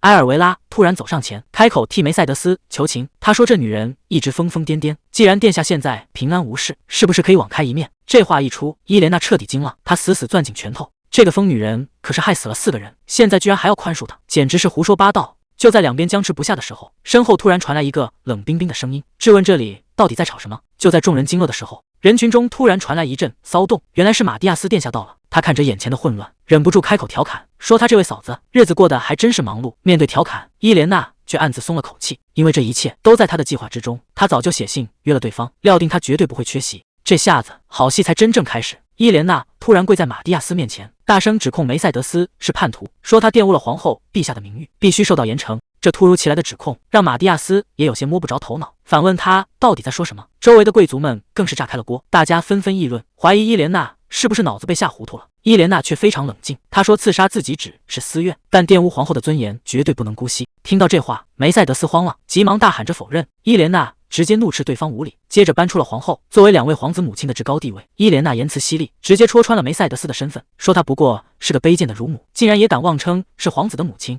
这番话把梅赛德斯吓得够呛，他支支吾吾的想要辩解，却连一句完整的话都说不出来。紧接着，伊莲娜再次恳求马蒂亚斯代表皇后陛下严惩叛徒，以此来维护帝国的纲纪。眼看梅赛德斯就要大祸临头，一旁的埃尔维拉却突然站了出来，替他开脱，说这个女人一直以来精神都不太正常，本来要是知算私怨，梅赛德斯顶多受点轻罚，但只要把皇后的名号抬出来，这性质可就完全变了。在众目睽睽之下，谁要是敢装聋作哑，那就是在挑衅帝国的权威。更何况马蒂亚斯是私生子出身，本来就最忌讳正统性的问题，他根本输不起，也绝对不敢在这件事上和稀泥。伊莲娜这一手直接把马蒂亚斯逼到了墙。马蒂亚斯突然笑了起来，说你说的确实没错，既然话都说到份上了，他直接下令把梅赛德斯绑了关进地牢。梅赛德斯还在拼命挣扎，大喊着这一切都是阴谋，可还没等他把话说完，就被人狠狠扇了一巴掌。另一边，伊莲娜虚弱地靠在女仆怀里，一句话也说不出来。马蒂亚斯冷冷地看着这一切，直接下达了死命令，在审讯结束前必须保住梅赛德斯的命，为了帝国的秩序，一定要彻底审判他。马蒂亚斯看着桌上的报告，难道伊莲娜从那个时候起就已经察觉到真相了吗？可就算这样，光凭一个直觉，在没有任何证据的情况下，他就敢直接利用我。当时伊莲娜大声恳求殿下，请您一定要查明真相，主持公道，好让那些无辜死去的女人安息。马蒂亚斯忍不住笑了起来，这女人到底是胆子大，还是根本不知道怕？这确实超出了他的预期。看来从现在开始，这出戏是越来越有意思了。德尔菲娜急忙迎了上去，拉着伊莲娜仔细确认。她急切地问：殿下，您真的没事吗？您真的没有受伤吗？伊莲娜直接拉开了斗篷，她轻声回答：别担心，我一点事都没有。伊莲娜身上根本没有半点伤口，这次能全身而退，全靠提前做好了准备。她看着眼前的女仆，说：这次多亏了德尔菲娜，要不是她连夜缝制了血袋，这出假死戏码还真演不下去。德尔菲娜这才松了口气，只要殿下平安无事就好。而且事情的发展确实和伊莲娜预料的一模一样。德尔菲娜接着汇报，守卫已经把那封信拿走了。伊莲娜追问，信到底送到了没有？德尔菲娜连忙点头，说信已经亲手交到了二皇子侍从的手里。听到这个消息，伊莲娜这才放下心来，现在万事俱备，就等着最佳的时机动手了。德尔菲娜忍不住感慨，没想到梅赛德斯居然能做出这种狠毒的事，好在现在事情终于解决了。可伊莲娜却摇了摇头，她总觉得哪里有些不对劲，因为在神明之眼的预象里，她看到了梅赛德斯的过去。那个女人不仅早早失去了丈夫，甚至连她好不容易保住的孩子也没了。可是当梅赛德斯第一次见到凯撒时，他展现出来的全是真真切切的疼爱。在伊莲娜看到的记忆里，他确实全心全意地照顾着凯撒，不管日子有多艰难，都咬牙挺了过来。可是事情在某个节点突然变了，谁也说不清转折点到底在哪。但那个曾经温柔体面的女人，就这么一步步被疯狂吞噬，甚至到了可以动手杀人的地步。这让伊莲娜忍不住怀疑，梅赛德斯真的从一开始就这么狠毒吗？如果凯撒的失控是因为诅咒，那梅赛德斯是不是也遭遇了同样的事？李沙尔摇了摇头，解释说，凯撒身上的狂龙诅咒只针对皇室血统，根本不会波及到旁人。而伊莲娜因为拥有特殊的血脉，才成了唯一的例外。不过李沙尔话锋一转，说虽然不是诅咒，但世上确实存在一种能改变人性的法术。听到这话，伊莲娜有些不敢置信，难道魔法真的能彻底改变一个人？李沙尔叹了口气，说这是一种早就被禁止的黑魔法，因为是极深的禁忌，就连精通魔法的精灵一族也几乎失传，按理说根本不可能有人能轻易使用。伊莲娜若有所思，如果这种魔法真的存在，那梅赛德斯当年的性情大变就完全解释得通了。可还没等他细想，李沙尔又补充了一句，他会继续深入调查，因为最近发生的一些怪事也同样在困扰着他。另一边，马蒂亚斯来到了温室花园，去见帝国的皇后科内利亚。他恭敬地弯下腰向母亲请安。科内利亚看着眼前的儿子，语气里听不出太多温度，只说他已经很久没来请安了。紧接着，科内利亚话锋一转，说最近这皇宫里可是在流传着一些奇怪的谣言。听到母亲提起谣言，马蒂亚斯故意装傻，问是不是关于其他女人的事。科内利亚顿时有些恼火，直接点名了伊莲娜，骂她是个不要脸的丫头。马蒂亚斯却只是笑了笑，调侃说：“听说这位皇子妃把凯撒那只野兽驯服的挺好。”听到这话，科内利亚神色严肃起来，警告他少跟伊莲娜来往，这女人可跟以前那些不一样。马蒂亚斯依旧是一副嬉皮笑脸的模样，嘴上说着全听母亲的教诲，但科内利亚根本不吃这一套，再次严厉的警告他别开玩笑。马蒂亚斯这才收敛了一些，笑着保证自己绝对不会让母亲操心。科内利亚直接动了手，责怪自己平时太放纵他，才让他现在变得这么没规矩，甚至直言自己已经厌倦了，整天替他收拾烂摊子。挨了一巴掌的马蒂亚斯不仅没有生气，反而凑到科内利亚耳边低语，调侃说母亲这次是真的动怒了。这亲密的举动让科内利亚有些不知所措，只能低声提醒他已经不是小孩子了。马蒂亚斯却笑得更加得意，说自己越是胆大妄为，母亲其实就越喜欢，最后还不忘甜言蜜语地表白，说母亲才是他唯一爱的人。这母子俩的关系真是让人有些捉摸不透。对梅赛德斯的审判在私底下秘密进行，他身上的罪名可不少，逼死4位候选人，企图刺杀皇子妃伊莲娜，甚至还犯下了觊觎皇后之位的叛国罪。按理说这些罪名足够让他被乱棍打死，但看在他当了多年乳母的份上，最终判决改成了绞刑。事情虽然告一段落，但凯撒独自坐在房间里，不知道在想些什么。伊莲娜看着眼前的凯撒，心里有些拿不准，对于梅赛德斯的死，他到底看清了多少？其实早在行刑那天清晨，伊莲娜就做了一个决定，她瞒着所有人偷偷去了一趟地牢。在女仆的带领下，她一路走到了北塔最深处。再次见到梅赛德斯时，这女人早已没了之前的嚣张与疯狂，整个人彻底垮了。伊莲娜冒着风险私下见她，绝不可能只是为了看热闹，这背后显然还有别的打算。不管伊莲娜怎么盘问，梅赛德斯始终一言不发。可就在最后关头，他却说出了令人意外的遗言，希望伊莲娜能保护好凯撒。面对这个将死之人的请求，伊莲娜没有拒绝，当场承诺一定会护凯撒周全。就在这时，凯撒的声音突然响起，打断了伊莲内的思绪。伊莲娜猛地回过神来，有些慌乱地应了一声。凯撒突然上前一把将她紧紧抱住，这突如其来的举动让伊莲娜有些意外，但凯撒只是沉默着，似乎在寻找某种依靠。察觉到她的异样，伊莲娜没有推开，反而笑着安慰她说自己没事。她在心里默默发誓，不管未来会发生什么，她都一定会遵守承诺，拼尽全力保护好这个男人。德尔菲娜开始帮凯撒修剪头发，凯撒似乎有些紧张，忍不住发出一声闷哼。德尔菲娜在一旁轻声安抚，说马上就要剪好了。伊莲娜也在旁边温柔地鼓励他。没过多久，德尔菲娜终于收起剪刀，大功告成。当伊莲娜看清凯撒新发型的那一刻，整个人直接愣在了原地。虽然早就知道他长得好看，但换了新发型的凯撒还是帅得让人有些移不开眼。伊莲娜忍不住夸赞他非常英俊。凯撒看着他，脸上露出了温柔的笑容。伊莲娜特意叫来凯撒，原来是定制的华丽礼服送到了。看着收拾得干干净净的凯撒，伊莲娜满心期待的提议，既然衣服到了，就赶紧试穿一下。可看着那些繁琐复杂的扣子，凯撒顿时感到一阵头大。繁琐的扣子实在让人头疼，伊莲娜只能亲自上前帮忙。毕竟凯撒心思敏感，这种贴身的事不方便让女仆动手。可折腾了半天，凯撒终于耗尽了耐心，伴随着刺耳的撕拉声，他竟然直接把衣服扯碎了。伊莲娜忍不住惊呼出声，但紧接着眼前的画面却让屋里的两个女人彻底看傻了眼。谁能想到这衣服底下居然隐藏着如此完美的身材？凯撒却一脸无辜地看着他们，不明白发生了什么。伊莲娜急忙催促他穿好衣服，德尔菲娜也在一旁小声附和。等凯撒终于换好定制礼服走出来，两人再次被惊艳的说不出话。这身华丽的礼服简直是量身定做，伊莲娜由衷的赞叹这身衣服很适合她。凯撒有些不好意思的低声询问，得到肯定答复后，他微微一愣，似乎若有所思。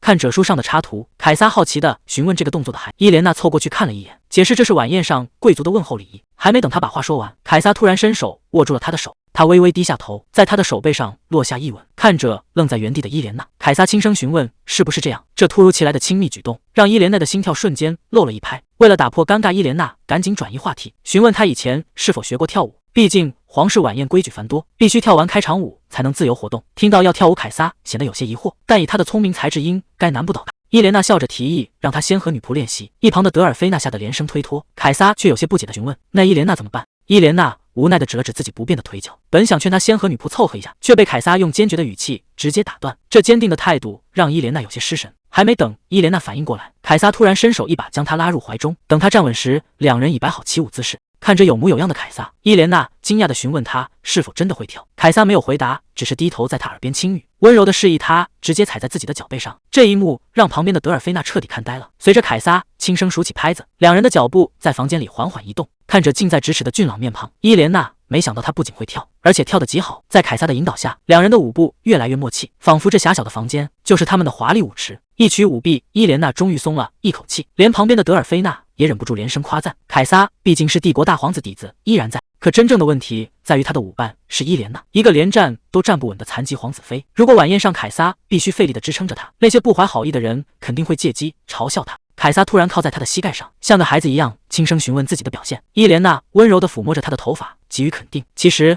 他更担心自己尚未恢复的腿伤。德尔菲娜见状，贴心地准备退出去拿点心。随着房门关上，房间里再次只剩他们两人。看着躺在膝盖上的凯撒，伊莲娜觉得他越来越像个成熟的男人。名义上已是夫妻的两人，气氛有些微妙。还没有等他多想，衣服突然传来拉扯感，低头一看，这家伙居然在咬他衣服的带子。伊莲娜无奈地出声制止，被当场抓包的凯撒默默抬手遮住了脸。还没等伊莲娜反应过来，凯撒突然整个人朝他倒了过来。等他回过神时，已被结结实实地压在身下。伊莲娜有些慌乱地呼喊着他的名字，突如其来的沉重身躯压得伊莲娜根本无法动弹。他试图唤醒凯撒，可凯撒却没有任何回应。本以为他已经昏迷过去，谁知这家伙突然有了动作，他竟然开始舔舐伊莲娜的手指。这根本不是正常人的反应，反而像是一只失控的野兽，极度危险的异样触感让伊莲娜瞬间大脑空白。眼前的凯撒充满侵略性，嘴里还含糊念着他的名字。看着这个完全失控的男人，伊莲娜心中彻底慌了神。她拼尽全力想要推开他，大声呼喊着凯撒的名字，试图让他赶紧停下来。可此时的凯撒根本听不进去，手上的动作反而更加过分。伊莲娜急忙低声警告，这里随时都会有别人过来。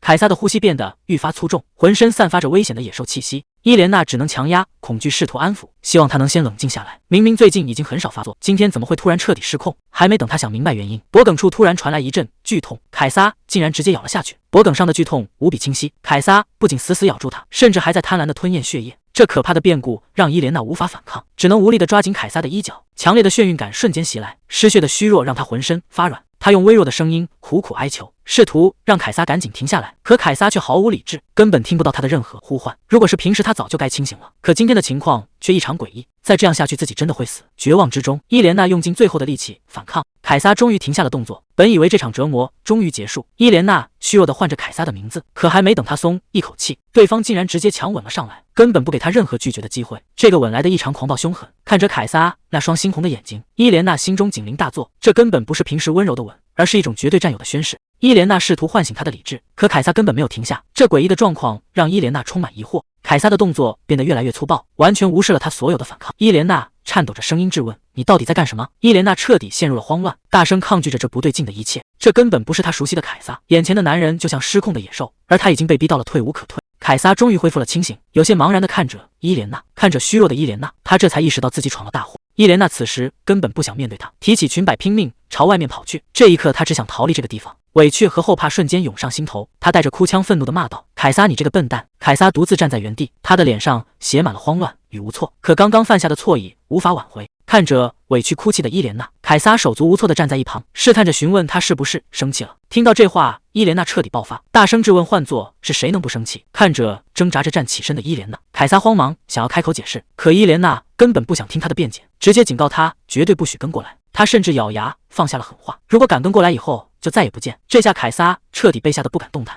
虽然刚才的态度十分决绝，但冷静下来的伊莲娜也有些犯难，必须在被人发现前赶紧回去，否则自己这副狼狈模样根本无法解释。虽然在最后的关头，凯撒看起来恢复了正常神智，还试探着呼唤他的名字，但伊莲娜心里非常清楚，刚才发生的一切绝非幻觉，那个失控的男人实在太可怕了。就在他急于离开这个是非之地时，走廊深处突然传来了脚步声。这突如其来的声音让他心惊胆战，连忙警惕地低声询问是谁。而此时留在原地的凯撒，身体状况已经糟糕到了极点，他痛苦地倒在地上，剧烈挣扎，脑海中那个诡异的魔音依然在不断地诱惑着他，试图让他彻底沦陷在黑暗中。凯撒只能咬紧牙关，拼命抗拒。他不断在心中警告自己，绝对不能伤害心爱的伊莲娜，可他的身体却已经渐渐失控。另一边的走廊里，守卫正慌忙向马蒂亚斯道歉。马蒂亚斯神色异常冷淡，并没有对守卫多说什么，只是示意自己要先走一步。躲在拐角阴影处的伊莲娜紧张万分，本以为能这样悄无声息地避开，可谁知马蒂亚斯却突然停下脚步，目光锐利地朝他藏身的方向看去。马蒂亚斯冷笑着嘲讽：“看看你现在这副狼狈的样子。”伊莲娜瞬间慌了神，她下意识捂住脖子上的伤口，根本不知道该如何解释。此时，马蒂亚斯的脑海中浮现出科内利亚皇后的警告，让他离这个粗俗的女人远一点。可看着眼前狼狈不堪的伊莲娜，他却发现自己根本移不开视线。事情开始变得越来越有趣了。马蒂亚斯突然追问他刚才为什么哭，伊莲娜眼神闪躲极力推脱，声称这根本不关他的事。可他的话还没说完，马蒂亚斯却突然强势出手，一把扯开了他捂着脖子的手。他冷笑着警告伊莲娜，这里可是戒备森严的皇宫，盯着他的一双双眼睛可不少，一旦脖子上的伤口暴露，到时候可就不是传闻那么简单了。看着被吓得不敢动弹的女人，马蒂亚斯得意地凑到她耳边，现在你还觉得这不关我的事吗？为了避开皇宫里眼线的耳目，马蒂亚斯把她带到了皇家私家花园，这里却是安静的连个影子都没有。可伊莲内的心里依然直打鼓，她忍不住警惕地开口询问，你为什么要帮我处理伤口？马蒂亚斯倒是一脸轻松玩味，绅士出手帮助落难的女士，这难道不是理所当然的事吗？接着他又笑着调侃道，你干嘛用看坏人的眼神看着我？伊莲娜可不吃他这一套，毫不客气的直接怼了回去，换做任何人看到你刚才的样子，都会觉得你图谋不轨吧？听到这话，马蒂亚斯反问一句，刚才的样子，他倒想听听自己到底哪里反常了。马蒂亚斯耸了耸肩，一脸无所谓，笑着解释那天他们可是两厢情愿，自己才是那个被坏了好事的人。接着他突然话锋一转，直戳伊莲娜最在意的痛处，冷笑着嘲讽道，一个带着这种吻痕的嫂子可没有资格站在这里教训他。这话让伊莲娜瞬间慌了神，她急忙咬着牙反驳道，这伤口跟你没有任何关系，你到底想暗示什么？看着眼前强装镇定的女人，马蒂亚斯脸上的笑容更加邪门，别装了，你心里其实比谁都清楚。接着他甚至开始恶毒的冷嘲热讽，问他是不是因为脑子不够用，所以身体的其他本能才这么发达。这下伊莲娜彻底懵了，根本听不懂这个疯子在胡说八道什么。马蒂亚斯冷笑着吐出几个字，自己指的正是那个疯子。接着他不怀好意的凑近发问，他是不是每晚在床笫之间都很厉害？这话让伊莲娜整个人如遭雷击，极度的羞耻和愤怒瞬间涌上心头，她再也无法克制自己的情，抬手狠狠甩了对方一记响亮的耳光。挨了一巴掌的马蒂亚斯不仅没生气，反而笑得更加邪性玩味，嫂子下手可真够狠的。看着眼前这个油腔滑调的男人，伊莲的眼中满是戒备与厌恶，两人的关系在这一刻彻底降到了冰点。对方可是帝国第2皇子，自己刚刚那一巴掌简直是捅了马蜂窝。还没等伊莲娜转身逃跑，手腕就被一股巨力死死扣住，这下她想走也走不掉了。伊莲娜拼命挣扎着让他放开，可马蒂亚斯却根本不为所动。他冷笑着凑得更近，低声提醒自己还在等待一个回答：“你刚才到底为什么哭？”面对这个步步紧逼的危险男人，伊莲娜只觉得后背一阵发凉。马蒂亚斯耸耸肩，表示别误会，自己只是单纯好奇他是怎么受伤的。伊莲娜满脸戒备的冷声质问：“你为什么会对这种事感兴趣？”马蒂亚斯笑了笑，直截了当的回答：“因为自己对他这个人挺感兴趣的，而且在那种压抑窒息的地方待久了，人就会对痛苦变得彻底麻木。”听到这句话，伊莲娜瞬间有些失神。对痛苦变得麻木吗？那家伙的话到底是什么意思？算了，别去想了，那种垃圾说的话根本不值得在意。就在这时，伊莲娜突然停下了脚步，不远处的墙角后面那是凯撒。谁能想到，明明警告过他不要跟过来，这家伙现在居然正躲在墙角偷偷观察。一看到自己被发现了，他又慌慌张张的把头缩了回去，这幼稚的举动简直让人哭笑不得。这到底是在干什么？难不成是在和他玩捉迷藏吗？伊莲娜有些无语的叹了口气，她咬牙直接丢下最后通牒，要是再敢偷偷摸摸跟过来，以后就再也不见他了。看着凯撒满脸委屈的模样，他心里真是又气愤又无奈。明明受委屈的是自己，这家伙倒先装起可怜来了。伊莲娜叹了口气，还是叫了凯撒的名字。她无奈地张开双臂，示意他过来。这下凯撒哪里还忍得住，立刻像个小孩子一样直接扑了过去。凯撒急着扑过来，结果脚下一滑，差点把自己给摔了。伊莲娜又气又急地责怪他，万一受伤了该怎么办？可还没等他把话说完，就感觉有什么温热的液体滴在了脸上。抬头一看，眼前的凯撒竟然委屈地掉下了眼泪。凯撒小声嘟囔着说：“阿莲生气了。”看着这个像小孩子一样单纯的男人，伊莲娜这下是彻底没有脾气了。伊莲娜长这么大，还是头一回见到成年男人在面前哭，一时间整个人都手足无措。不过仔细想想，这段时间发生的事情太多，也许他也早就撑到了极限。凯撒还在一边哭一边抱怨，说是因为他不准自己靠近。伊莲娜有些哭笑不得，解释说那是因为他刚才太反常了，明明是这家伙先让人头疼的，现在倒显得自己像个恶人一样。凯撒小心翼翼地问自己刚才是不是很奇怪。伊莲娜没好气地回答：“何止是奇怪，简直要吓死人了。”听到这话，凯撒整个人都蔫了，眼泪啪嗒啪嗒的往下掉。他不停地道歉，说自己把事情搞砸了。看着眼前这个委屈的男人，伊莲娜真是又气又好笑。这家伙根本就没搞懂自己到底在气什么。其实凯撒心里也明白，现在连唯一能帮他的人都走了，在这个世界上能真正懂他陪伴他的也就只有伊莲娜了。就在这时，伊莲内的衣角突然被轻轻扯了扯，这家伙又凑了过来。看着眼前这个满脸不安的男人，伊莲娜轻轻叹了口气，叫了他的名字：“凯撒。”凯撒慌得不行，急忙开口道歉：“阿莲，对不起。”看着他这副样子，伊莲娜终究还是心软了。她温柔地抱住凯撒：“没关系，我会一直在这里的。”听到这句承诺，凯撒终于踏实了，他小声回应：“好。”看着眼前这个委屈的男人，伊莲娜也是真没办法，直接递过去一张手帕，让他赶紧把鼻涕擤了。看他这副听话的模样，伊莲娜忍不住笑出了声，接着警告他以后可不许再这样了。结果这家伙还不乐意了，凑过来追问为什么不行。这下倒把伊莲娜给问住了。仔细想想，他们名义上已经是夫妻了，有些亲密举动确实也正常，可他一时间根本转不过弯来，只能硬着头皮耍赖。我说不行就是不行。凯撒小声嘟囔着说，那种是真的吓到他了，既然他不喜欢，那以后自己绝对不做了。看着眼前这个听话的男人，伊莲娜轻声唤了他的名字：“凯撒。”可谁能想到，这家伙紧接着又追问了一句：“那接吻也不行吗？”这一问直接把伊莲娜给整不会了，看他半天没说话，凯撒又委屈巴巴地问：“这个也不行吗？”伊莲娜一时间不知道该怎么回答，只能结结巴巴地支吾着：“那个。”看他没有直接拒绝，凯撒立刻顺杆爬，一边凑过来一边低声问：“真的不行吗？”伊莲娜小声解释：“其实我并不讨厌。”话音刚落，两人的唇就贴在了一起。这一吻直接让凯撒心花怒放，笑得那叫一个甜。说实话，每次只要凯撒一撒娇，伊莲娜就彻底没脾气了。就在这时，门突然被推开了，女仆德尔菲娜急匆匆地找了过来，一进门就嚷嚷着找人。可还没等她把话说完，一眼就瞧见了伊莲娜脖子上的绷带。德尔菲娜惊呼：“殿下，您的脖子怎么包扎起来了？”这下伊莲娜才反应过来，她赶紧打马虎眼，解释说只是出去透气时不小心刮伤的，还催着德尔菲娜赶紧去拿点心。可德尔菲娜还是不放心，非要先帮她处理伤口不可。看着窗外的大晴天，伊莲娜忍不住琢磨起来，凯撒这家伙是不是真的变了？难道是因为换了身衣服？俗话说得好，人靠衣装马靠鞍。瞧瞧现在的凯撒，穿上这身华丽的礼服，确实像变了个人似的。伊莲娜笑了笑，就他现在这气场，谁敢怀疑他大皇子的身份？不过每天哄他穿戴整齐，简直跟打仗一样费劲。其实只有伊莲娜知道，自从上次那件事之后，自己一直按时为他喝血，所以他的气色才恢复得这么好。德尔菲娜叹了口气，说：“现在最大的问题是，只有他们俩见过凯撒现在的样子。”伊莲娜也跟着发愁，这确实是个硬伤，毕竟凯撒以前一直被关着，根本没怎么见过人，要是突然把他推到人堆里，他真的能撑得住吗？就在这时，德尔菲娜脑子里灵光一闪，说3天后就是以太圣节了，这可是个绝好的机会。伊莲娜一下子明白了他的意思，你是说要带凯撒去参加庆典？伊莲娜解释，在这一天，所有人都会戴上白色面具，穿上白色衣服，谁也认不出谁来。伊莲娜瞬间反应过来，既然大家都打扮的一模一样，那他们混在人群里就绝对不会被任何人认出来。这确实是带凯撒出门的完美时机。德尔菲娜极力推荐这个主意，只要能应付得了节日的混乱，以后的正式晚宴根本不在话下。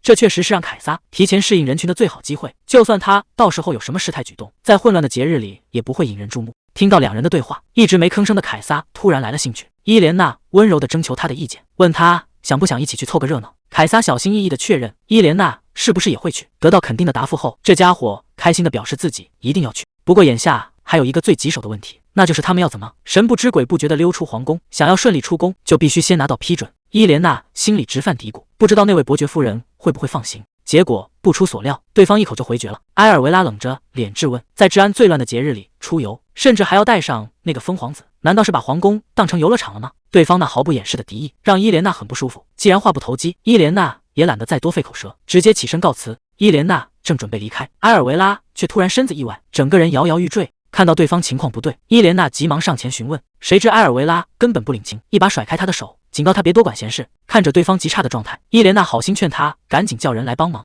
结果埃尔维拉话还没说完，整个人就彻底撑不住了。埃尔维拉直接倒了下去，这下可把伊莲娜吓坏了。他赶紧扶住人，大声呼喊外面的守卫去叫医生。事后德尔菲娜也觉得不可思议，这位强悍的伯爵夫人怎么会突然倒下？德尔菲娜叹了口气，既然伯爵夫人病倒了，那他们溜出宫的计划肯定也泡汤了。可伊莲娜却若有所思，觉得这说不定反而是个机会。德尔菲娜一脸不敢相信，难道是伯爵夫人同意放行了？结果伊莲娜直接拿出了那把代表翡翠宫最高权力的钥匙，拥有这把钥匙就等于拿到了整座宫殿的绝对控制权。本来这权力早就该属于伊莲娜，却一直被埃尔维拉死死攥在手里。谁能想到，就在刚才埃尔维拉晕倒的时候，这把钥匙竟然直接掉了出来。看着地上的钥匙，伊莲娜虽然觉得这办法有点冒险，但眼看机会就在眼前，她实在不想就这么放过，只要能赶在被人发现之前溜出去，计划就算成功了。结果还没等他们走出大门，就被守卫的骑士给拦了下来。对方直接质问他们有没有拿到外出许可。旁边的德尔菲娜顿时就急了，厉声呵斥对方无礼。关键时刻，伊莲娜主动站了出来，她直接拉下兜帽，气场全开地反问对方：原本负责这里的指挥官去哪了？这一问直接把对方给镇住了。骑士赶紧低头行礼，骑士自称叫维托里奥，是刚调过来的百夫长。听到这话，伊莲娜直接冷笑一声，反问他：既然换了人，为什么没人向他这个女主人汇报？接着他指了指自己身上的钥匙，质问对方看到这个居然还敢怀疑，他们到底在守卫什么？这一番话直接把维托里奥给问懵了。他赶紧单膝跪地道歉，解释说是因为人事调整太仓促，自己昨天才刚调过来。接着他又表示，如果皇子妃一定要出宫，他必须亲自带人护送。伊莲娜权衡了一下，觉得没必要在这里死磕，便点头答应了。维托里奥神色严肃地提醒，混在人群里本来就危险，要是再隐藏身份就更不好控制了。德尔菲娜却觉得大家都穿的一样，要是只有他们几个搞特殊，反而更容易引人注目。伊莲娜也赞同这个说法，她直接反问维托里奥，难道堂堂百夫长连自己的主子都认不出来吗？面对伊莲娜的质问，维托里奥只能妥协，但他要求绝对不能离开他的视线。就这样，几人终于顺利来到了街上。可看着身后寸步不离的守卫，伊莲娜心里很清楚，这根本就是变相的监视。如果不甩掉他，接下来的计划根本没办法展开。眼看街上的人越来越多，伊莲娜压低声音对凯撒示意，就是现在。维托里奥正紧紧盯着前面，突然感觉有什么东西飞了过去，一只白色的动物扑棱着翅膀，直接从他眼前掠过，还撒下了不少羽毛。这突如其来的干扰让维托里奥下意识地停住了脚步，可等他再次抬头看向前方时，整个人都愣住了。原本应该在视线里的伊莲娜和凯撒，居然就这么凭空消失了。看着眼前熙熙攘攘的人群，维托里奥心里暗叫不好，这下麻烦可大了。原来刚才引开守卫的就是这只聪明的小家伙，这回他可立了大功。伊莲娜高兴地捧起小家伙，忍不住直夸他是小天才。一旁的德尔菲娜也松了口气。不过街上人潮汹涌，伊莲娜赶紧把小家伙放回肩膀，生怕一不留神被人群挤丢。还没等她缓过神来，衣角突然被人在后面拽了拽，耳边传来一声低沉的呼唤。伊莲娜心里顿时咯噔一下，光顾着和宠物说话，怎么把旁边的凯撒给忘了？这家伙该不会是被吓到了吧？原来凯撒根本不是害怕，他兴奋地拉着伊莲娜的衣角，指着旁边的摊位大喊：伊莲娜，快看那个！伊莲娜这才反应过来，这家伙完全是玩嗨了。凯撒又指着前面兴奋地问：我们能去那边看看吗？伊莲娜有些无奈，但还是温柔地叮嘱他，要是觉得不舒服或者害怕，一定要立刻说出来。凯撒乖乖地点头答应。可看他这副兴奋的劲头，估计早就把警告抛到九霄云外了。街上到处都是人，凯撒兴奋地走在最前面，看什么都觉得新鲜。突然他被路边一个摊位吸引，还没等伊莲娜反应过来，凯撒已经伸手拿起了摊位上的东西。谁能想到这家伙拿起来就往嘴里送，这下可真是让人哭笑不得。走着走着，伊莲娜突然停下了脚步。德尔菲娜有些奇怪，低声询问殿下怎么了。伊莲娜指着远处，低声询问：“那是以太之火吗？”顺着他指的方向看过去，高台上正燃着一团蓝色火焰，这东西可大有来头，它是神权的象征，也是证明神明选照者的唯一证据。平时这火都被圣座严密看管，只有在这天才会分出一小部分展示给民众。传说它还是圣女力量的源泉。可看着眼前的火苗，伊莲娜却有些疑惑，这火怎么这么小，跟她小时候见过的完全不一样。那时候的圣火可是足足有几个人高，难道是因为下一任圣女迟迟没有出现吗？德尔菲娜叹了口气说：“这几年以太的力量弱了太多。”伊莲娜有些纳闷，每一代不都应该有圣女吗？德尔菲娜有些意外，低声询问殿下居然不知道吗？原来上一任圣女去世后，新圣女的传承已经断了整整10年，这在建国历史上还是头一遭。伊莲娜这才反应过来，难怪圣火会变得这么微弱，看来传言并不是空穴来风，圣女的传承可能真的彻底断了。就在这时，街上突然传来一阵清脆的铃声，人群一下子骚动起来，原来是圣女的化妆游行开始了。德尔菲娜赶紧提醒伊莲娜跟紧点，毕竟这人山人海的，一不留神就会被冲散。可还没等他们往前走，旁边突然飞过去一个东西，伊莲娜突然发现不对劲，小家伙阿弗拉克西斯居然不见了。此时街上正热闹非凡，信徒们围着圣女的轿子，正狂热地祈求着祝福，根本没人注意到这边的异样。伊莲娜一下子慌了神，不知道接下来该怎么办。就在她急得不知所措时，一只手突然搭在了她的肩膀上。凯撒低声安慰她：“没事的。”德尔菲娜低声提议，等游行结束后的祈福活动开始，就是他们接近圣女、寻找阿夫的最好时机。顺着队伍往前看，高台上的以太之火正烧得旺盛，人们正排着队往火里扔东西。伊莲娜有些好奇，问德尔菲娜大家都在烧什么。德尔菲娜解释说，这不过是个象征性的驱邪仪式，把旧东西扔进火里烧掉就行，反正台上的也不是真圣女，根本起不到什么净化作用。随着守卫的一声吆喝，队伍开始往前移动，眼看就要轮到他们了。伊莲娜这下突然慌了神，因为她身上根本没有带旧物，必须得赶紧找个能烧的东西替。伊莲娜终于在人群中找到了阿夫，看着圣女肩膀上的阿夫，这小家伙明显不对劲。伊莲娜赶紧低声叫阿夫过来，阿夫突然飞了出去，这一下力道可不小，直接把圣女的面具给撞掉了。这面具一掉，旁边的伊莲娜正好看了个正着，这张脸怎么看着这么眼熟？还没等伊莲娜想明白，旁边突然有人低声惊呼：“圣女！”伊莲娜离开时，在地上留下了一块手帕。伊莲娜赶紧提议，得在引起别人注意之前赶紧回去。可还没等他们动身，周围突然传来一阵排山倒海的欢呼声。伊莲娜转头一看，整个人都愣住了，人群都在疯狂大喊，说是圣女真的降临了。顺着大家的视线看去，高台上燃起了冲天的蓝色火焰，信徒们激动地欢呼着，纷纷传言是圣女终于现身了。可伊莲娜盯着眼前的熊熊烈火，整个人瞬间愣在了原地。那团火焰里正在燃烧的，居然是他自己的贴身物品手帕。现场顿时陷入了一片混乱。就在这危急时刻，维托里奥突然拨开人群冲了过来，拉起他们就要离开这里。维托里奥神色无比严肃地警告，现在的王都实在太危险了，必须立刻跟他返回皇宫。伊莲娜和德尔菲娜对视一眼，只能无奈地跟着他离开。没过多久，庆典上的神迹就传遍了整个王都，街头巷尾全都在热烈议论，说是熄灭10年的圣火竟然重新燃起。所有人都在暗自猜测，是不是消失已久的圣女终于现身，甚至有人开始怀疑那天台上的假圣女才是真正的神选之人。不过圣座很快就出面辟谣，声称那姑娘只是个普通的贵族小姐，这场风波才算勉强平息下去。圣座那边已经开始暗中行动，正掘地3尺的四处搜寻那天在庆典上留下线索的真圣女。与此同时，刚从领的赶回来的李沙尔也敏锐地察觉到了不对劲，他神色疑惑地开口询问王都是不是发生了什么大事。他在路上就感受到了王都方向传来的巨大魔力波动。面对李沙尔的询问，伊莲娜显得有些迟疑，一时间不知道该从何说起。听完事情的来龙去脉之后，李沙尔陷入了沉思。伊莲娜有些不安地低声询问，这应该跟他丢的那块手帕没关系吧？也许一切都只是个巧合。但李沙尔却一口否定了他的想法，直言这世上可没有什么真正的巧合。伊莲娜仔细分析着，既然那个假圣女只是个普通人，那当时唯一接触到圣火的就只有她丢弃的那块手帕了。她忍不住大胆猜测，难道是因为自己身上觉醒了什么特殊的血统或力量？毕竟李沙尔之前也说过，他有着成为魔法师的极高天赋。但李沙尔却摇了摇头，直接否定了他的猜测。他耐心解释道，神圣力量和魔力虽然看着相似，开本质上根本就不是一回事。伊莲娜体内的力量缺少了最关键的抗魔属性，这就让人感到奇怪了。一块没碰过神圣力量的普通手帕，怎么可能凭空引燃圣火？李沙尔正苦思冥想着，脑海中突然灵光一闪，想到了唯一的可能。看着一脸迷茫的伊莲娜，李沙尔沉声解释道，如果他在去庆典之前接触过拥有神圣力量的人，那手帕上就很可能残留了对方的气息。他神色严肃地追问，在庆典开始之前，他都和哪些人近距离接触过？伊莲娜仔细回忆了一下，说自己身边平时接触最多的也就是凯撒和德尔菲娜，当然还有李沙尔本人。李沙尔听完微微一笑，直接把自己给排除了，毕竟他之前一直待在领地，根本没有机会接触到他。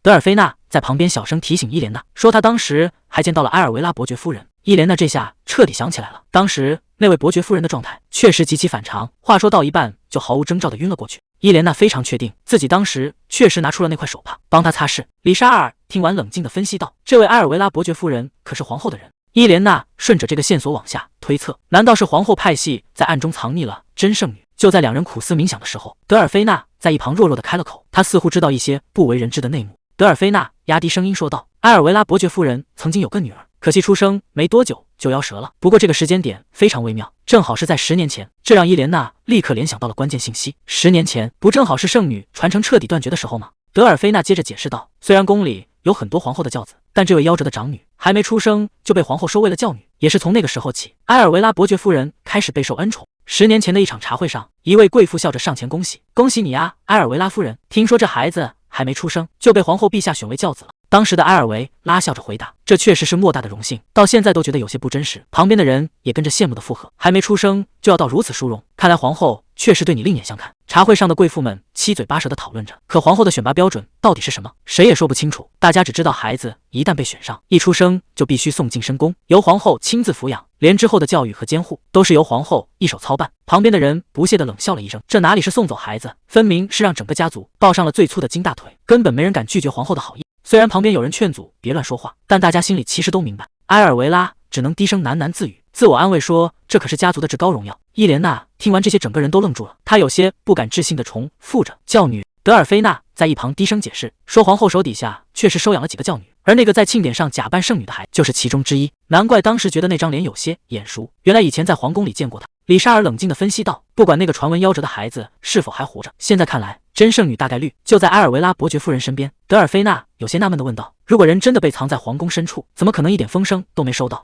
李沙尔刚想开口解释，却突然警觉地停了下来。他看了凯撒一眼，神色凝重地继续说道：“这很可能是黑魔法在作祟。”伊莲娜简直不敢相信自己的耳朵，在这戒备森严的皇宫深处，居然有人敢公然使用这种恶毒禁术。李沙尔接着分析道：“如果事情真是这样，那他们费尽心机藏起圣女的真正目的，也就完全说得通了。”伊莲娜急忙焦急地追问：“这背后到底隐藏着什么阴谋？”李沙尔神色无比凝重地回答：“圣女恐怕是被他们当成了祭品，用来加深凯撒身上背负的致命诅咒。”急促的脚步声打破了走廊的安静，埃尔维拉猛地推开大门，惊慌地喊着女儿的名字。屋里的露西亚听到动静，有些茫然地回过头，喊了一声妈妈。听到这个消息，伊莲娜整个人都傻了，她怎么也想不到，那些人为了加深凯撒身上的诅咒，居然拿一个无辜的孩子当黑魔法的祭品，这简直丧心病狂。李沙尔十分自责，怪自己之前只顾着帮凯撒解咒，却忽略了有人在背后搞鬼。伊莲娜还抱有一丝希望，问这有没有可能不是黑魔法，毕竟这禁术早就失传了。但李沙尔却摇了摇头，提到了最近王都里流传的诡异传闻，最近城里频繁有年轻人无故失踪，甚至连他的领地也接连有人不见了。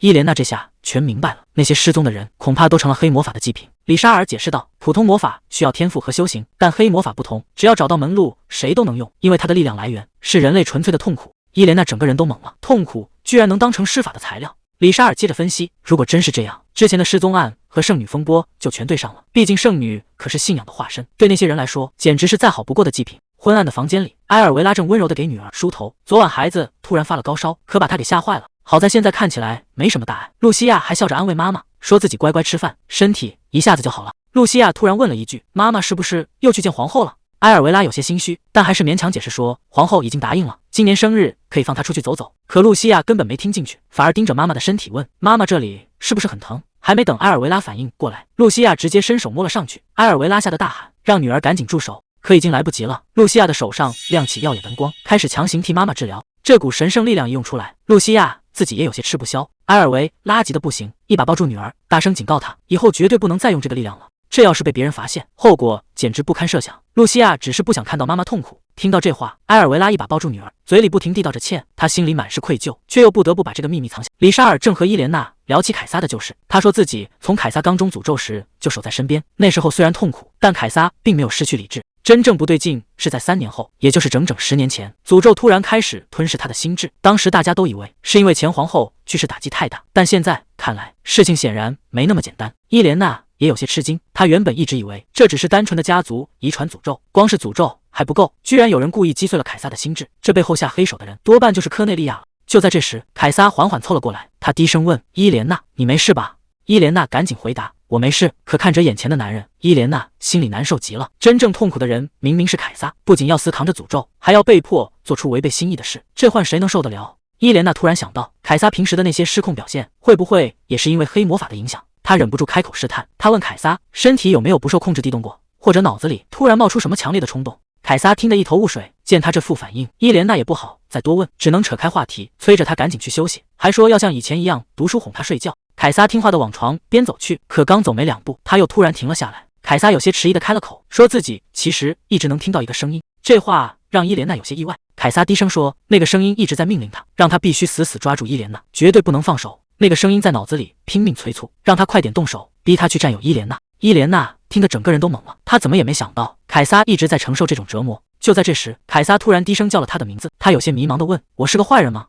见伊莲娜沉默不语，凯撒瞬间慌了神，他急忙慌乱地解释，要是伊莲娜讨厌的事，他发誓绝对不会去做。伊莲娜心中满是疑惑，为什么他宁可违抗命令，也要顾及自己的感受？凯撒低声说出心里话，因为他最害怕的事情就是看到伊莲娜痛苦。伊莲娜再也无法克制情绪，她温柔地捧起凯撒的脸，轻声安慰着他，你根本不是什么坏人，真正邪恶的是那个声音，因为你宁可自己承受痛苦，也在拼了命地保护我。你和那个怪物完全不同。伊莲娜眼神坚定地看着他，再次向他做出承诺，自己一定会想办法帮他彻底解决这个隐患，这样他就不用再因为失控而感到痛苦和自责了。凯撒低声回应了一句，房间里传来烦躁的怒吼，伴随着刺耳的跺脚声，这让端着茶盘的女仆瞬间吓出了一身冷汗。乔维内塔在房间里疯狂砸东西，女仆只能在一旁小心劝阻，生怕这位大小姐伤到自己。乔维内塔咬牙切齿的咒骂，这全怪伊莲娜那个贱人，害得她现在连出门都受限，凭什么所有好运都属于伊莲娜？女仆赶紧出言讨好，过几天的皇后教子祝福仪式可只邀请了您一个人，这说明皇后最看重的还是您。乔维内塔不屑地冷哼一声，嫌弃那不过是小孩子的聚会。女仆试探着问要不要推掉，乔维内塔顿时怒不可遏，直接砸碎了手中的杯子，大骂对方是个疯子。那可是他翻盘的关键场合，他立刻命令女仆找来裁缝，他要准备一身最完美的礼服。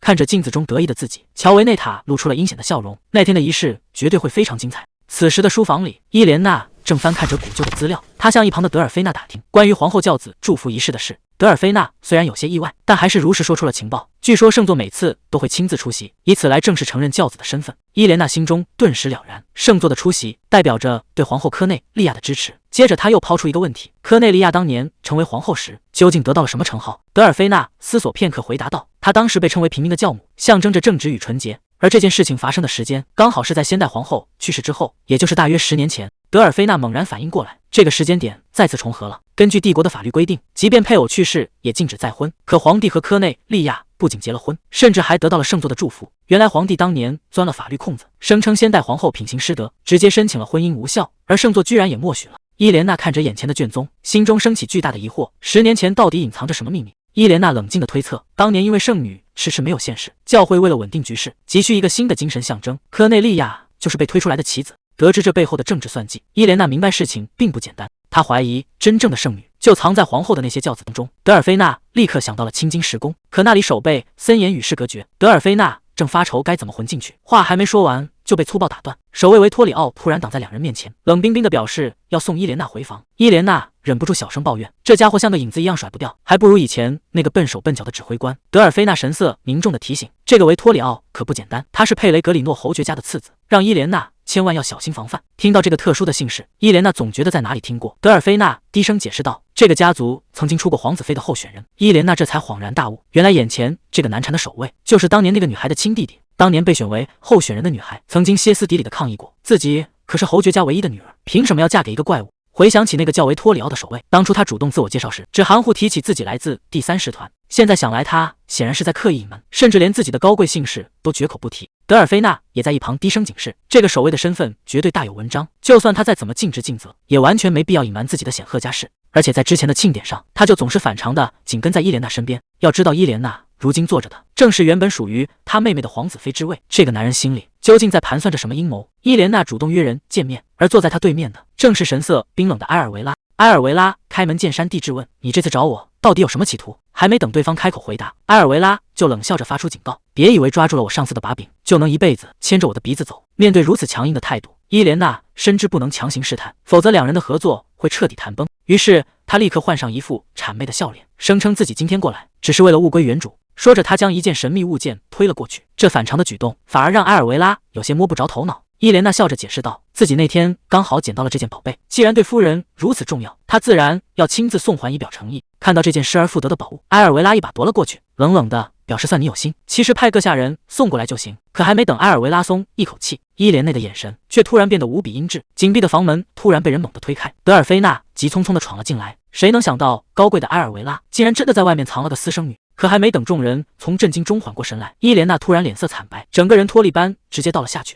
德尔菲娜眼疾手快地扶住她，想趁着消息还没闹大，赶紧带虚弱的伊莲娜离开这个是非之地。然而伊莲娜晕倒的消息还是以极快的速度传到了凯撒耳中。得知心上人出事，凯撒彻底坐不住了。里沙尔及时赶到，解释说伊莲内指是因为窥见了天启幻象，精神消耗过度导致身体吃不消，只要静养很快就能恢复，不必过度忧虑。看着病床上昏睡的伊莲娜，凯撒心疼的紧紧握住她的手，一遍遍低声呼唤着她。母亲安娜丽莎温柔的安慰说，这只是普通的风寒感冒，只要睡一觉就会好起来。随后便准备去厨房准备晚饭。可就在安娜丽莎转身要出门时，伊莲娜却突然出声叫住了她，轻声请求想听她唱一首歌。听到这个突兀的要求，安娜丽莎有些意外的停下脚步，笑着调侃她今天怎么像个撒娇的小孩。伊莲娜没有多做解释，只是疲惫的静静躺着。安娜丽莎无奈的笑了笑，走上前去，伸手温柔的探了探她的额头。寂静的房间里，安娜丽莎手在床边轻声哼唱着歌谣，细心的照顾着生病的伊莲娜。就在半梦半醒的恍惚间，伊莲娜嘴里不停的痛苦呢喃着，这可把一直守在床边的凯撒急坏了。他急切地凑上前询问，你到底怎么了？是不是哪里难受？要不要我现在去把医生叫过来？看着凯撒脸上那毫不掩饰的担忧，伊莲娜心中顿时五味杂陈。她强撑着虚弱，轻声回应道，我真的没事，请不用担心。可她越是这样懂事隐忍，凯撒的心就揪得越紧。最终他再也无法克制内心的情感，直接上前一步，将虚弱无力的伊莲娜紧紧搂入怀中。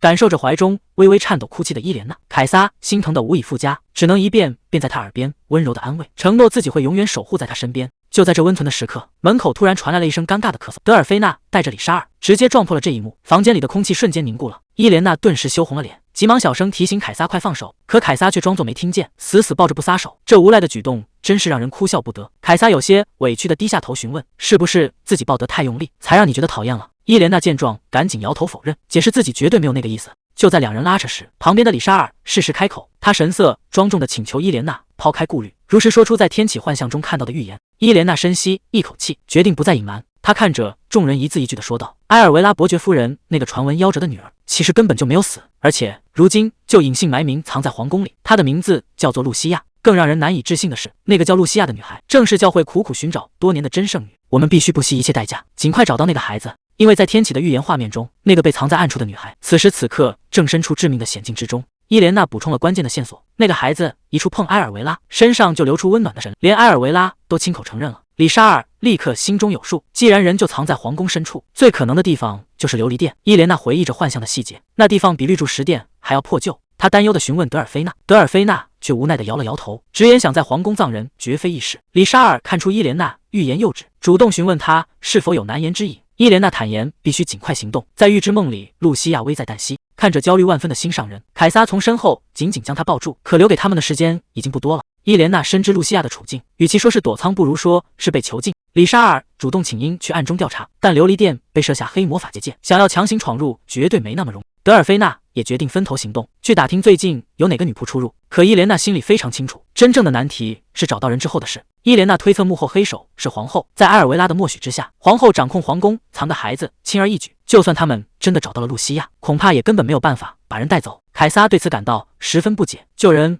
难道还需要什么理由？伊莲娜只能无奈地解释，露西亚在记录上早已是个死人，一个没有户籍、不存在的人，律法根本无法给予她任何保护。无论皇后对她做什么，在外人眼里都只是抚养孤儿。凯撒听完眉头紧锁，他们总不能用黑魔法当借口，直接跑去跟皇后要人。面对这几乎无解的死局，凯撒想得头疼欲裂，伊莲娜也只能跟着叹气。如果能有两全其美的办法，既能救出孩子，又能防备皇后，那自然是再好不过。正发愁时，凯撒突然站起身，猛地一拍桌子，提议道：“干脆直接把人偷走藏起来，让皇后彻底找不到他。”这简单粗暴的土匪逻辑，直接把伊莲娜给逗笑了。伊莲娜忍不住笑出声来，觉得这个主意荒谬又好笑。看着心上人展露笑颜，凯撒也跟着傻笑起来。他一边比划一边认真解释，自己可以直接把人带出来，就像从棋盘上拿走一颗棋子。伊莲娜笑着调侃他靠得住，要是真有这么简单就好了。可话刚说到一半，他突然愣住，把人带出来彻底藏起来。如果皇后永远找不到人，那这盘死棋不就彻底盘活了？伊莲娜瞬间恍然大悟，这确实是个绝妙的破局之法。伊莲娜兴奋的一巴掌拍在桌上，震得棋子散落了一地，把毫无防备的凯撒吓了一跳。他激动地表示自己有了办法，只要能顺利找到露西亚，就能彻底断了皇后的念头。看着手舞足蹈的伊莲娜，凯撒在一旁只能乖乖点头。伊莲娜温柔地唤着凯撒，还没等对方反应过来，便凑过去在他脸上亲了一口。这突如其来的亲吻让凯撒瞬间愣在原地。伊莲娜有些后悔，自从上次凯撒失控之后，她一直在刻意避免暧昧，这下真是一时大意了。就在这暧昧升温的时刻，门外突然传来了急促的敲门声，瞬间打破了屋内的旖旎。伊莲娜慌忙整理好情绪，以为是德尔菲娜，便让人进来。然而推门而入的却是维托里奥。他单膝跪地恭敬的汇报，花园的池塘已经按吩咐处理好。看着眼前的维托里奥，伊莲娜的眼神瞬间警惕起来。想起德尔菲娜之前的提醒，伊莲娜心里也有些打鼓。为了防备这个来路不明的守卫，她故意派了最脏最累的活，想把人远远的打发走。可谁能想到对方毫无怨言，老老实实把所有差事都干完了。这反常的顺从更让人摸不透底细。还没等伊莲娜开口试探，维托里奥竟主动上前一步，沉声质问她前几天晕倒的事，甚至要求她给出一个合理解释。伊莲娜瞬间警觉起来，断定对方是在寻找自己的弱点。她冷冷地反问回去：“我为什么要向你解释？难道你想去向皇后打小报告吗？”维托里奥顿时慌了神，连忙摆手否认，解释说自己只是担心他中了毒，或者是遭遇了暗杀。伊莲娜毫不客气的回绝，直言自己根本不需要他的保护。维托里奥听了也不恼怒，反而平静的追问：“您是因为我来自皇后骑士团，还是因为我真正的身份？”当维托里奥自曝是侯爵加次子时，伊莲娜整个人愣在原地，看着伊莲娜震惊的反应，维托里奥心里已经有了答案，看来自己的底细早就被看穿了。伊莲娜忍不住追问：“之前那些事是不是你一个人干的？”维托里奥意识到自己失言，主动行礼准备转身离开。看着他离去的背影，伊莲娜心里有些过意不去，觉得自己刚才的话确实重了些，毕竟眼前这个男人也是在这冰冷皇宫里失去至亲的人。维托里奥停下脚步，只是淡淡的回了一句：“自己不过是奉命行事。”他摇了摇头表示：“殿下不必介怀，您刚遇刺不久，防着别人是应该的。”见伊莲娜沉默不语，维托里奥叹了口气，继续说道：“其实那个孩子并不是我的亲姐姐，她只是远房亲戚的女儿，很小的时候被家里收养。但就算没有血缘关系，两人的感情也做不得假。”维托里奥十分自责，怪自己当年没能违抗家族决定，亲手把那孩子推向了深渊。听到这里，伊莲娜心里满是歉意，轻声向维托里奥道了歉。维托里奥摇头打断了他，直言防备他本就是人之常情，毕竟他所在的骑士团直接听命于皇后，换作是谁都会起疑心。不过对他来说，这身盔甲是他进宫的唯一机会，也是他能为姐姐复仇的唯一办法。接着守卫抛出一个重磅消息，他无意中听说伊莲娜在打听琉璃殿，而他刚好认识一个人，对琉璃殿的内部了如指掌。守卫主动提议，只要伊莲娜允许，他随时可以提供这个人的线索。这让一旁的凯撒和伊莲娜都愣住了，正愁找不到突破口，关键线索居然自己送上门来。德尔菲娜推门走进来，说刚好碰见那个守卫出去。看着屋里异样的气氛，他忍不住询问是不是出了什么事。伊莲娜手里摆弄着棋子，这回他心里彻底有底了。他自信地笑着说，不仅找到了圣女的下落，连怎么救人他都已经计划好了。转眼就到了建国大典的日子，建国大典现场早已座无虚席，宾客们交头接耳，都在疯传一个惊人的消息。没想到传闻居然是真的，乔维内塔今天盛装出席，要在成年之后被收为教女。这在帝国历史上还是破天荒头一遭。乔维内塔走到大殿中央，高声向高台行礼，愿圣十字在上，臣女向仁慈的皇后陛下问安。皇后科内利亚微微一笑，主动表示欢迎。与此同时，翡翠殿里气氛紧绷，伊莲娜和凯撒已经做好了行动准备。看着眼前的凯撒，伊莲娜有些不确定地问：“你真的能做到吗？”凯撒没有丝毫犹豫，只是重重点了点头。李莎儿有些无奈地表示，因为同盟规矩的限制，她这次没办法亲自陪同前往，毕竟皇室内部的恩怨，外人确实不好直接插手。不过她也让大家放心，自己会在暗中做好接应准备。伊莲娜提醒维托里奥，这次行动至关重要，绝对不能出任何差错。既然计划已经定下，伊莲娜也不再耽搁，直接下令让大家分头行动，所有人立刻进入了临战状态。这一去能不能顺利就出露西亚，就看这最后一搏了。建国大典的会场内早已坐满了各路贵族，当伊莲娜盛装出席，瞬间吸引了全场目光。台下的宾客交头接耳，私下里议论纷纷。仪式正要继续进行，殿外却突然传来一阵嘈杂，直接打断了主持人的宣读。守卫急匆匆地跑进来跪地汇报，大皇子妃在殿外求见。听到伊莲娜的名字，皇后科内利亚顿时警惕起来，这丫头偏偏这时候跑来干什么？守卫吞吞吐吐地解释说，大皇子妃声称自己见证了神迹，要亲自向大主教汇报。此话一出，底下的贵族们顿时炸开了锅。在这庄严的建国大典上，怎么会突然冒出神迹？听到神迹二字，科内利亚心里顿时泛起了嘀咕。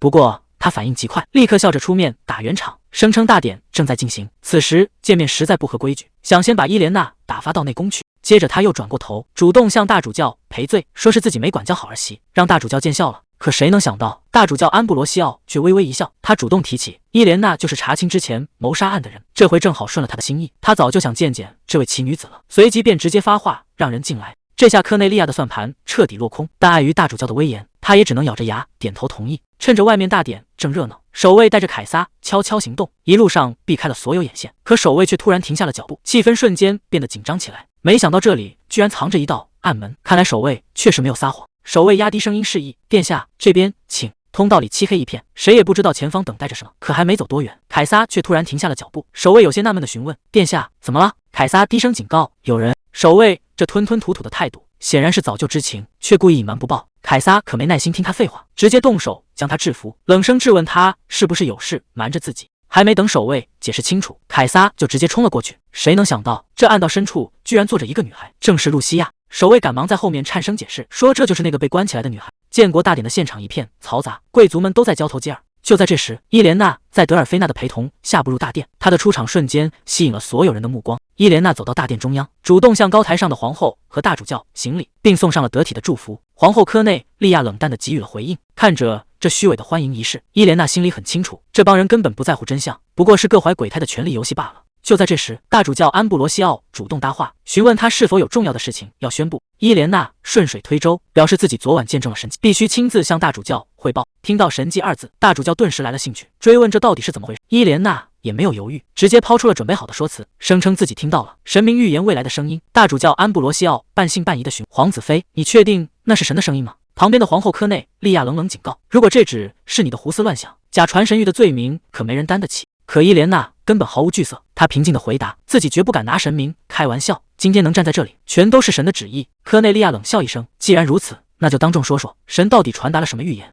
这正中伊莲娜下怀，她深吸一口气，准备说出那个惊人的预言。伊莲娜神色庄重，一字一句地说道：“圣女即将降临在这个世界上。”这个消息一出，整个大殿瞬间陷入了死一般的寂静。